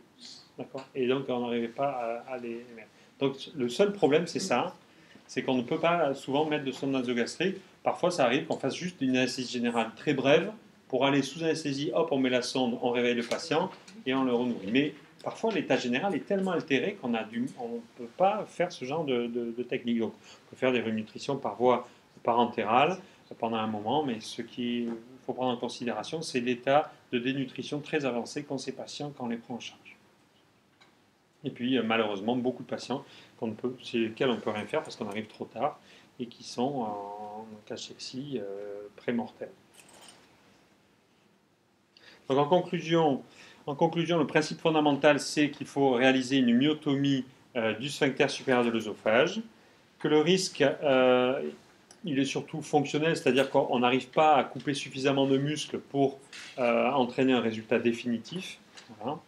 Il peut y avoir quelques complications graves menaçant le pronostic vital quand on a des fuites, parce qu'on a perforé soit le diverticule, soit la paroi, et on peut avoir des complications infectieuses.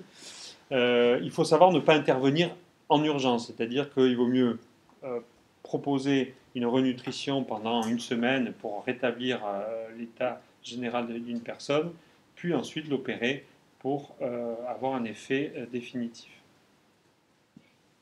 Et pour les chirurgiens, il faut connaître toutes les techniques, parce que soit par voie endoscopique, à la pince, au laser ou par voie chirurgicale, chaque cas peut avoir une préférence pour une technique ou pour une autre. Oui.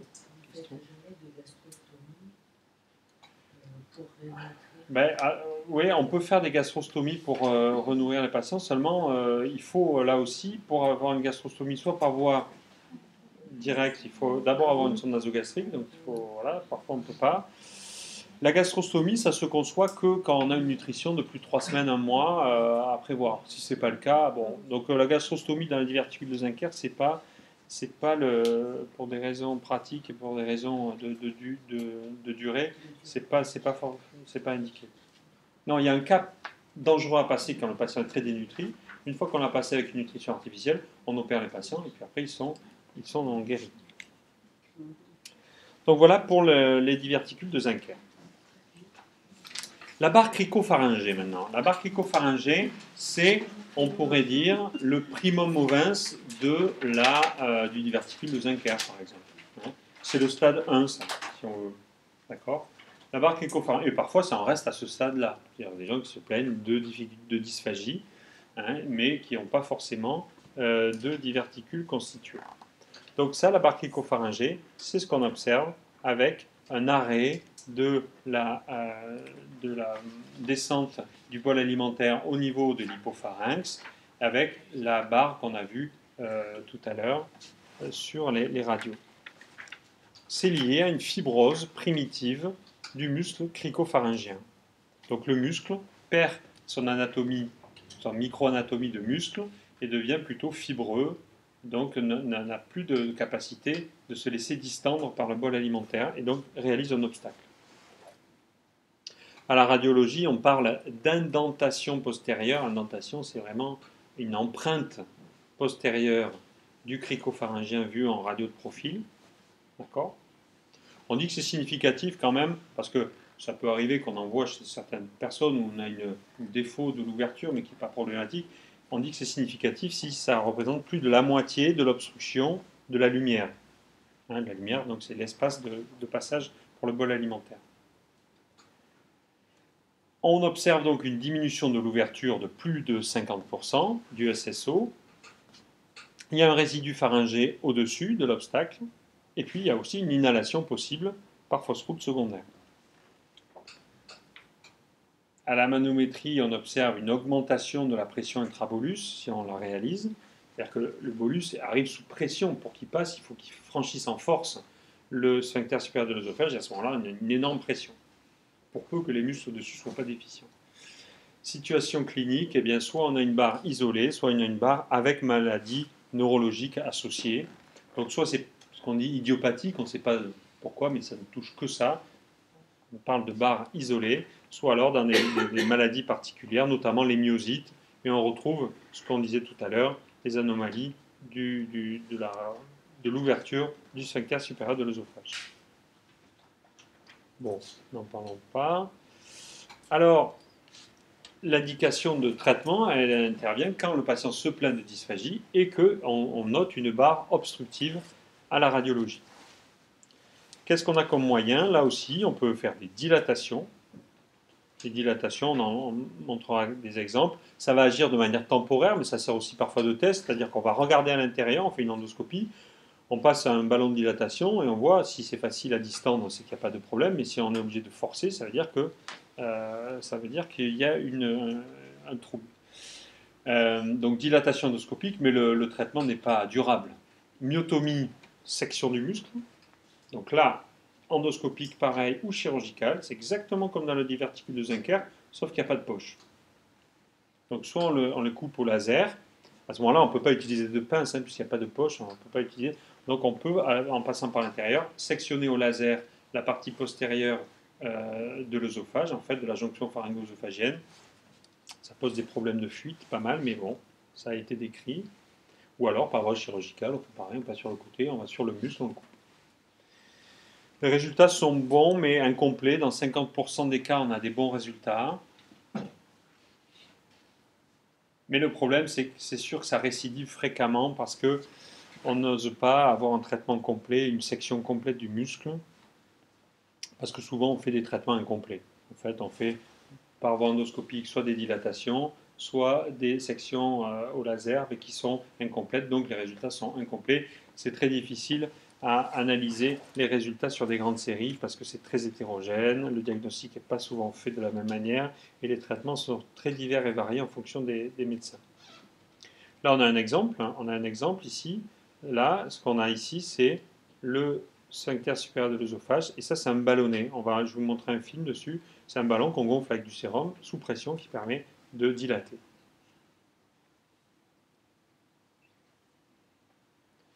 Il y a des syndromes un petit peu atténués de ça, de la barre cricopharyngée. C'est ce qu'on appelle une relaxation incomplète du SSO, c'est-à-dire un problème partiel.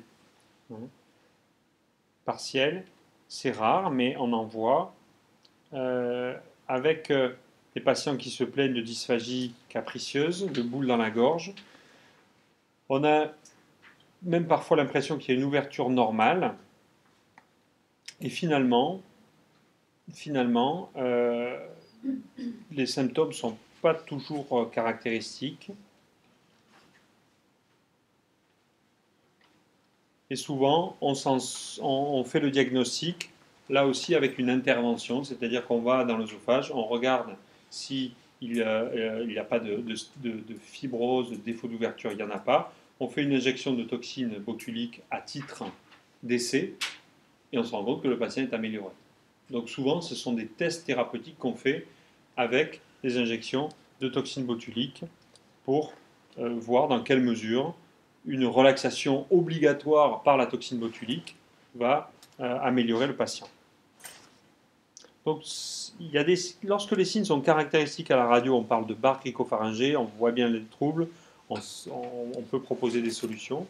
Mais parfois, c'est inconstant, incomplet, et donc on fait des tests thérapeutiques, notamment avec soit des dilatations, soit associés aux dilatations de la toxine botulique. Mais parfois, le patient il a des troubles, on fait tout ça, et ça ne marche pas, parce qu'il y a quelque chose qu'on ne comprend pas, on a l'impression qu'il y a une anomalie de fonctionnement. Parfois, ça peut venir uniquement de troubles de la coordination pharyngo-œsophagienne, qui sont pas aussi simple que ça à caractériser et à traiter. Alors ces relaxations incomplètes du SSO, on les a là aussi dans les anomalies au niveau du tronc cérébral, on les a dans les syndromes extrapyramidaux. Donc surtout des troubles de la commande de relaxation, et donc ça donne des syndromes de relaxation incomplète du SSO dans ces deux cas de figure, soit lésionnels au niveau du tronc cérébral, soit dégénératifs dans les syndromes parkinsoniens.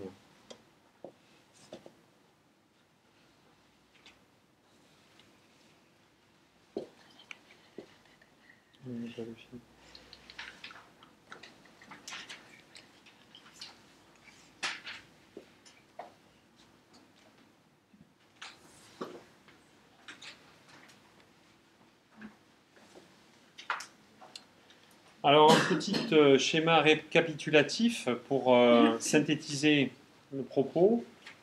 On a vu que le patient se plaint de dysphagie.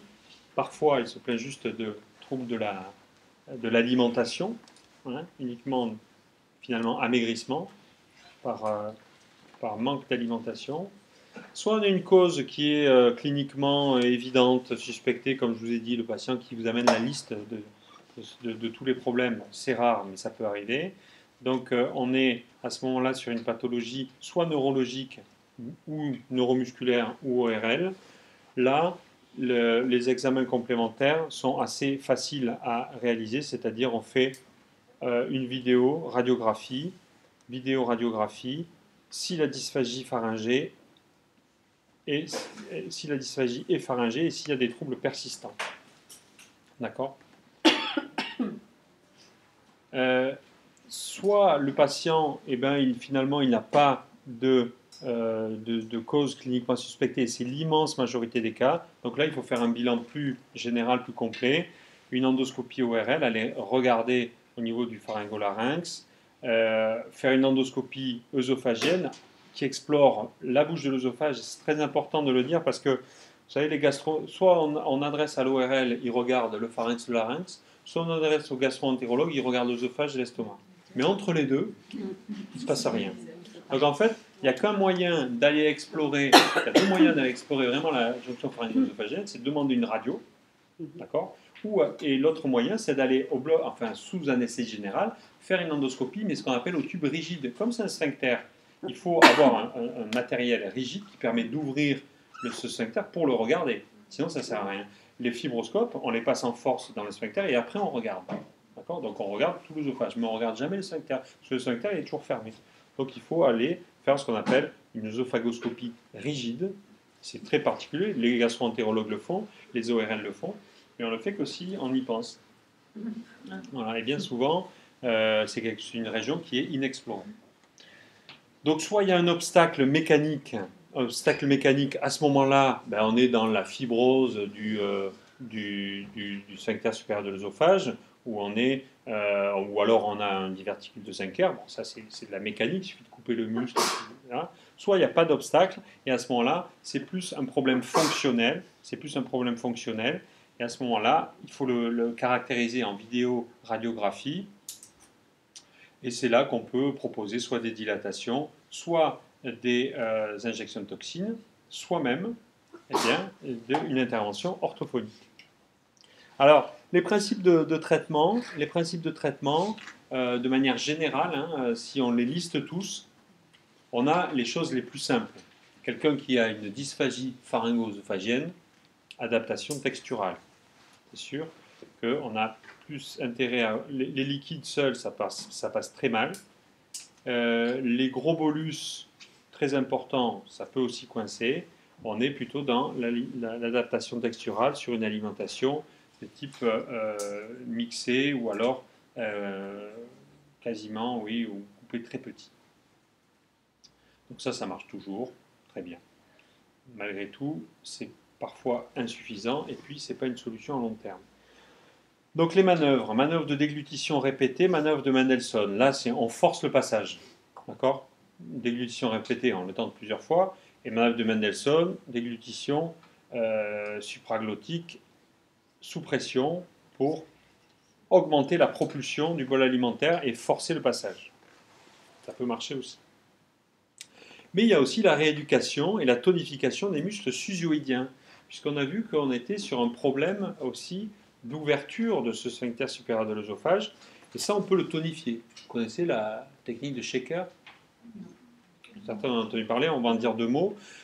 C'est l'auteur qui l'a, c'est pas Shaker, c'est l'auteur qui l'a décrite. C'est une tonification, un renforcement musculaire des muscles sous-hyoïdiens, hein, qui vont, donc qui sont les muscles qui permettent l'ascension du larynx et indirectement donc l'ouverture du sphincter supérieur de l'œsophage. On va en dire quelques mots. Il y a la toxine botulique qui, elle, va intervenir sur un muscle lorsqu'on pense que le problème prédominant, c'est le défaut de relaxation. Donc on peut paralyser le muscle en injectant de la toxine botulique. On en verra des exemples. Donc, injection de toxine botulique. On peut dilater le sphincter supérieur de l'œsophage si on pense que le problème, c'est qu'il est trop resserré, il est fibreux. À ce moment-là, on écarte en force, on fait des dilatations. Donc ça, c'est pour les troubles de l'ouverture, cette fois-ci. Et puis, si on veut avoir un effet permanent de la toxine et, et même de la dilatation, hein, en combinant les deux, si on coupe le muscle, c'est comme si on le paralysait, en tout cas on rompt cet anneau et on en enlève une partie, donc on agrandit le passage. Donc voilà les différentes techniques. Alors, juste un mot sur l'exercice de shaker. L'exercice de shaker, c'est quoi? C'est une étude qui est prouvée, hein, qui a fait l'objet de publications, donc qui est scientifiquement prouvée, qui montre une efficacité à la fois clinique et radiologique. Donc il y a des signes objectifs au-delà du résultat observé sur les patients. Il y a des signes objectifs. Et le principe, c'est d'arriver à tonifier les muscles susioïdiens. On l'a dit mercredi, mais l'amaigrissement, la sarcopénie, la perte de la musculature, ça agit aussi sur les muscles de la déglutition. Et donc un patient amaigri, dénutri, il a une fonte musculaire, il perd ses muscles. Donc la renutrition, on n'a pas mis dans la liste, mais le fait de renourrir un patient déglutit mieux.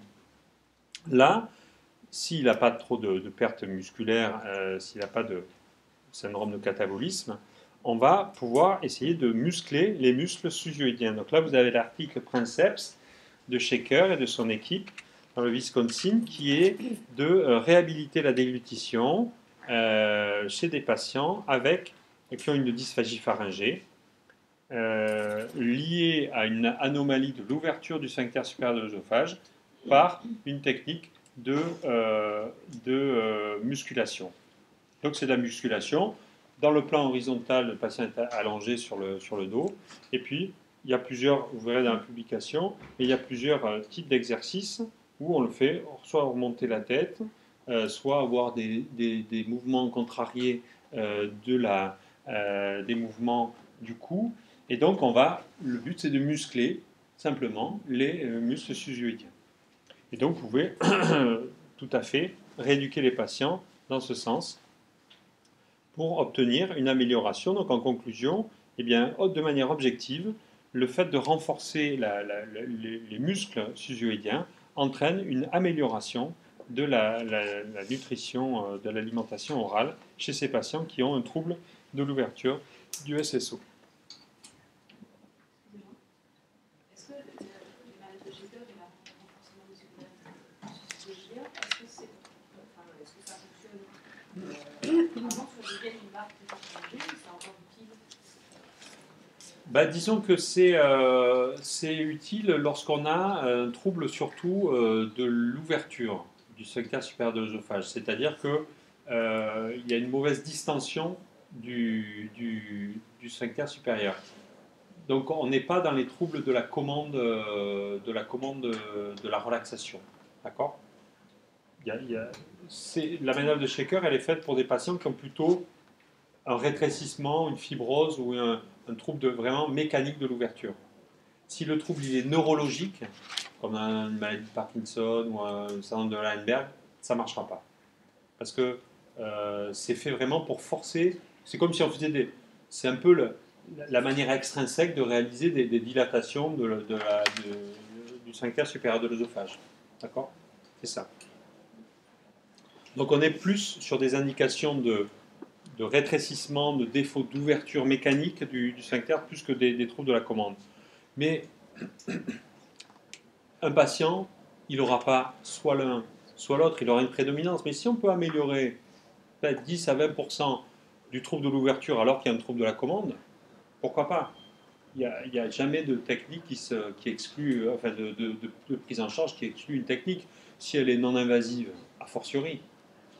Finalement, si on fait 20 séances de rééducation pour tonifier les muscles, ça ne peut pas être délétère pour le patient. Donc il y aura toujours, si le problème prédomine, eh ben, à ce moment-là, il sera bien amélioré. Si le problème est mineur, il sera un petit peu amélioré, mais il sera toujours amélioré. Donc la manœuvre de shaker, dans la dysphagie pharyngo-œsophagienne, je pense qu'il faut toujours la proposer. Hein. Il n'y a pas de doute. Comment? Même dans les cas de Wallenberg, du coup. Juste, ouais. Même si, ouais. Ouais.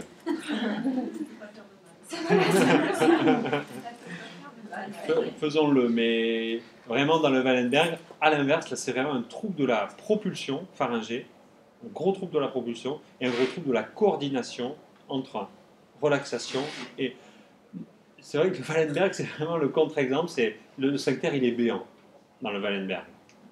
Vous regardez, moi je vous montrer un film, vous regardez un patient qui a un syndrome de Wallenberg, le sphincter, il est béant. Donc l'ouvrir plus, oui, c'est possible. Mais vraiment, c'est peut-être le contre-exemple de ce que je viens de vous dire.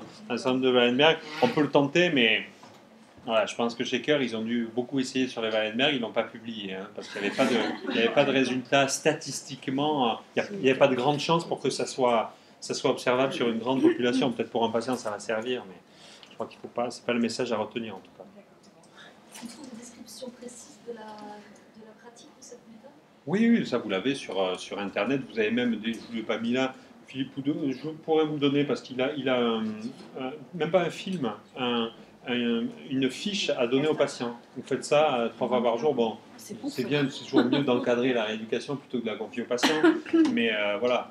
Bon, lui, comme il n'est pas rééducateur, il le confie aux patients. Je pense que c'est mieux d'avoir un thérapeute qui encadre cette rééducation. Mais enfin, c'est assez simple. Efficacité. Alors, l'autre moyen d'action, c'est la toxine botulique. L'efficacité de la toxine botulique, on la retrouve, elle est très importante dans la dysfonction du sphincter supérieur de l'œsophage. Quelle que soit la cause. Mais là, alors c'est plutôt dans les causes vraiment défaut de relaxation. Défaut de relaxation. Mais on s'en sert aussi dans les défauts de coordination et dans les défauts de propulsion du pharynx. Quand on a le pharynx qui ne marche pas, ben, le fait qu'on paralyse au maximum le sphincter supérieur de l'œsophage, eh bien, ça va améliorer la déglutition. Mais enfin, c'est souvent, je vous l'ai dit, on s'en sert à titre de test thérapeutique. Donc là aussi, le Botox, dès qu'on peut le faire, on le fait. C'est comme la rééducation. Et puis on voit ce que ça donne après. Soit on le fait par voie transcutanée, mais il faut le faire sous contrôle électromyographique, hein, c'est-à-dire être sûr de piquer au bon endroit. Le problème, c'est qu'on pique par devant, et devant, il y a les nerfs récurrents, les deux côtés. Donc, paralysie des deux nerfs récurrents, ça a été largement décrit avec la toxine botulique. Pourquoi? Parce que même si on pique au bon endroit, il y a une diffusion du produit. Donc, on va faire c'est justement ce qu'on veut, c'est pas paralyser qu'une fibre de l'œsophage, on veut paralyser tout l'œsophage. Et là, on risque d'avoir. Donc nous, on ne le fait jamais ici, on ne le fait jamais sous EMG. Bon, peut-être qu'il y en a qui ont une grande expérience et qui vous diront que ça marche, mais c'est tout à fait possible.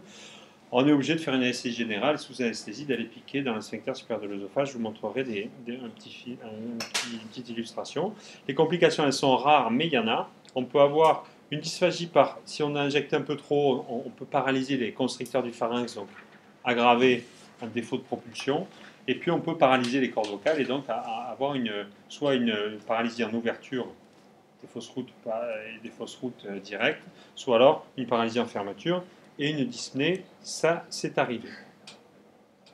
Dilatation du sphincter supérieur de l'œsophage, ça on s'en sert lorsqu'il y a principalement un problème mécanique de sténose, c'est le pendant de la manœuvre de Shaker, c'est par voie interventionnelle endoscopique.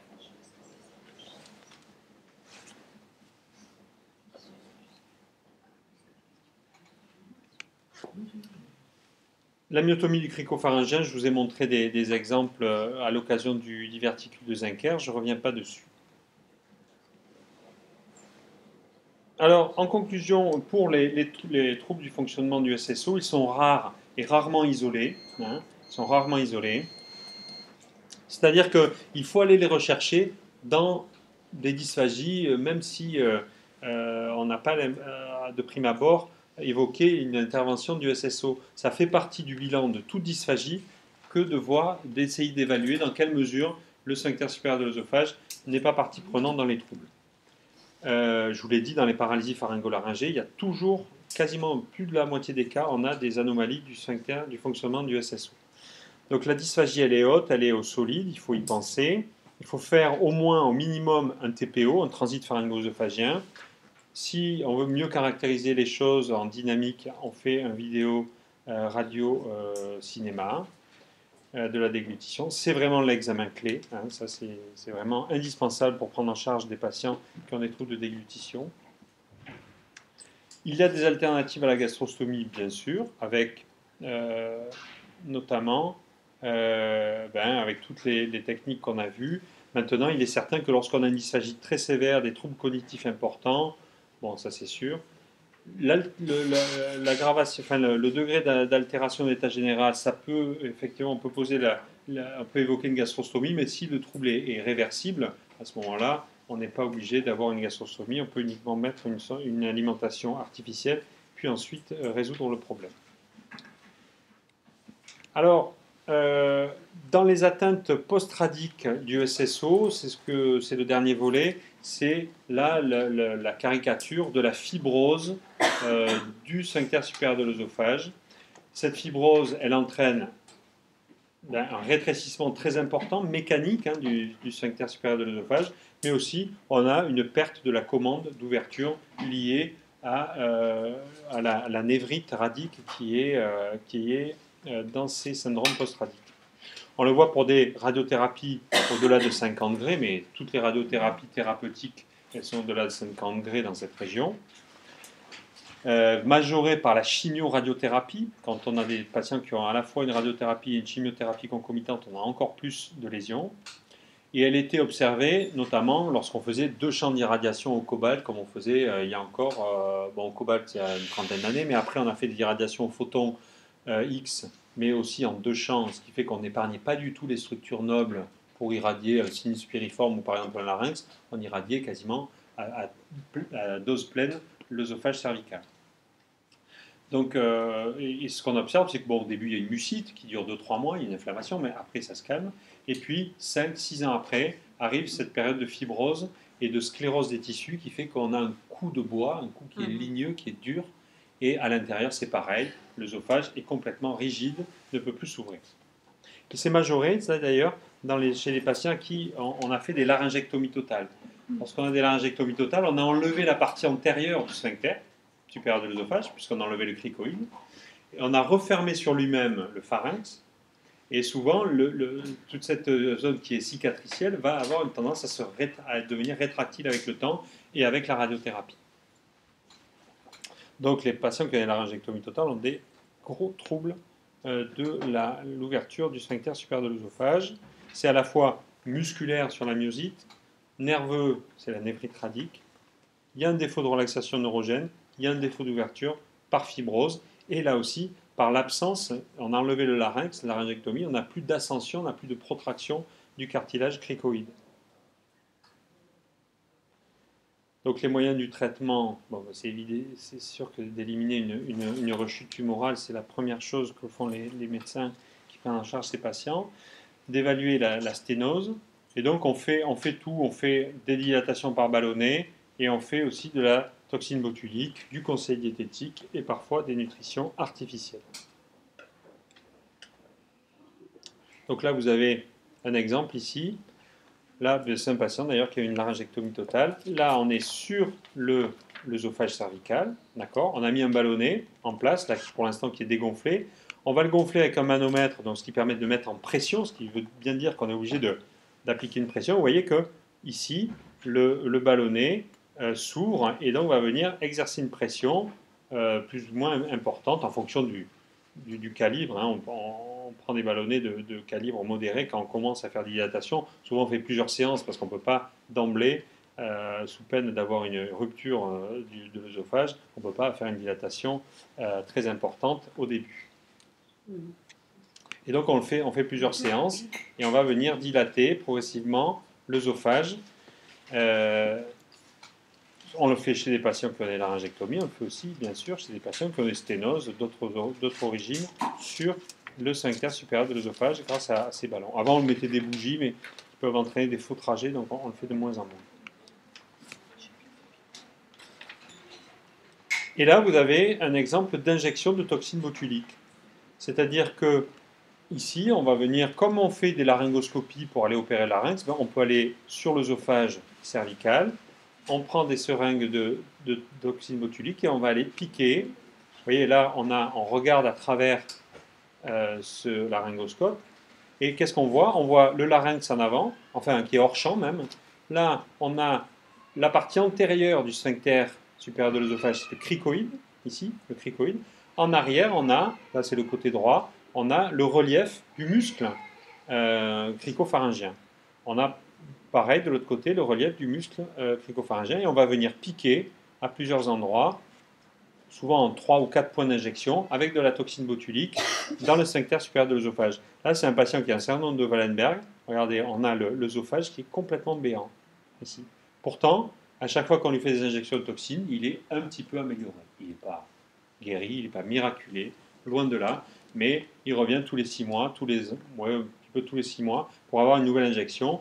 Lui, son problème, c'est que le sphincter est béant, mais occasionne un obstacle relatif, parce qu'au-dessus, le pharynx ne bouge absolument pas, donc il y a une immobilité pharyngée et une stase importante.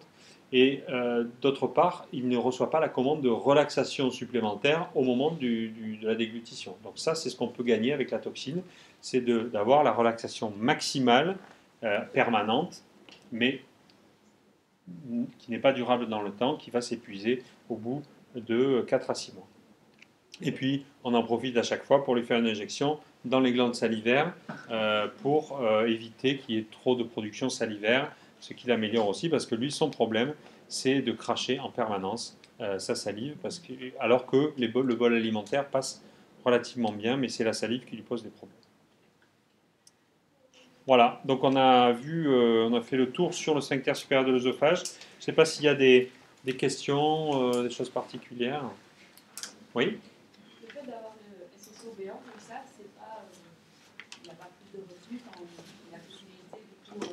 Il y a un petit peu plus de reflux, ouais. Il y a un petit peu plus de reflux, notamment en situation allongée. Donc, ce sont des patients qui ont souvent des micro-inhalations nocturnes avec des dégradations à la longue de la fonction pulmonaire. Ouais, c'est ce qu'on observe. Ouais, ouais. Mais c'est des choses à bas bruit, pas forcément avec des pneumopathies d'inhalation. Dans les attentes restreintes, vous mettez de la toxine et ça marche bien. C'est faible. On y est. Une fois qu'on a fait la dilatation au ballon, on injecte de la toxine. Mais c'est sûr que le mécanisme n'est pas du tout, enfin, est très minoritaire. Le défaut de commande de relaxation est très minoritaire dans les fibroses. Mais on le fait systématiquement, on l'avait un petit peu évalué, là, ça donnait des résultats qui étaient pas mal, mais en additionnant tout. Voilà. C'est OK? Vous avez des... C'est bon? Alors, tout ça, moi j'ai essayé de le filmer pour la plupart des interventions, comme ça vous l'aurez sur un site. C'est facile à trouver parce que vous tapez ORL Montpellier sur Google et vous avez le site du service. Bon. Après, à partir de là, je le ferai ce week-end, vous aurez d'une part les diaporamas que vous pouvez imprimer, ça vous permet d'avoir le support de cours, et vous aurez une partie des films des interventions qu'on a faites qui vous permettent, notamment ceux qui n'étaient pas là ce matin, de pouvoir avoir les cours en film, quoi. Donc ça, vous l'aurez aussi. Je vous mettrai à disposition le texte d'Isabelle Rotou. Je vous mettrai aussi à disposition la manœuvre de shaker là, de Philippe Couderoux. Voilà, donc vous aurez tout ça. Vous le trouvez jeudi, vous trouverez à partir de ce week-end sur Google. OK? Alors, non, en revanche, ce que je vous demanderai, c'est sur la feuille d'émargement de mettre votre mail. Parce que je ne sais pas si vous l'avez donné à la secrétaire de fac. Normalement, elle doit l'avoir. Mais à Montpellier, elle me répond. À Toulouse, c'est tellement loin que les mails passent pas. Donc parfois, elle ne me répond pas. Donc en fait, là, il y a une colonne qui sert à rien. Non, il y a une colonne juste à... Si vous écrivez petit... Sinon derrière, non, à la place. Sinon derrière. Oui, de toute façon, vous mettez vos mails. Ça arrivera, quoi. On s'en fiche du nom, quoi. Mais il faut l'associer, oui. Non, non, oui, pas- c'est pas nominatif. Non, c'est pas nominatif. D'accord. Même si vous avez un pseudo, c'est pas grave. Ce serait possible qu'on les ait à Toulouse avant les cours, qu'on arrive avec les cours plutôt que. Ouais, ça serait possible de les avoir avant pour Toulouse, vous dites, pour la prochaine session. Ça aurait été bien que ce soit à chaque fois, mais c'est compliqué la truc comme Toulouse. Ouais, disons que parfois, parfois ça ne motive pas pour venir quand on a les cours au préalable. L'avantage, c'est de pouvoir en disposer pour annoter dessus. Ouais, c'est ça. Avantage et inconvénient. Avantage et inconvénient. Jusqu'à présent, on les donne après. Oui, c'est mieux. Non, mais c'est sûr qu'il y a des avantages d'avoir les cours, mais il faut venir en cours. 28, Parce que, 29, je sais plus, je le fais quand même. 19. moi, il va faire la revue de Ouais, je pense.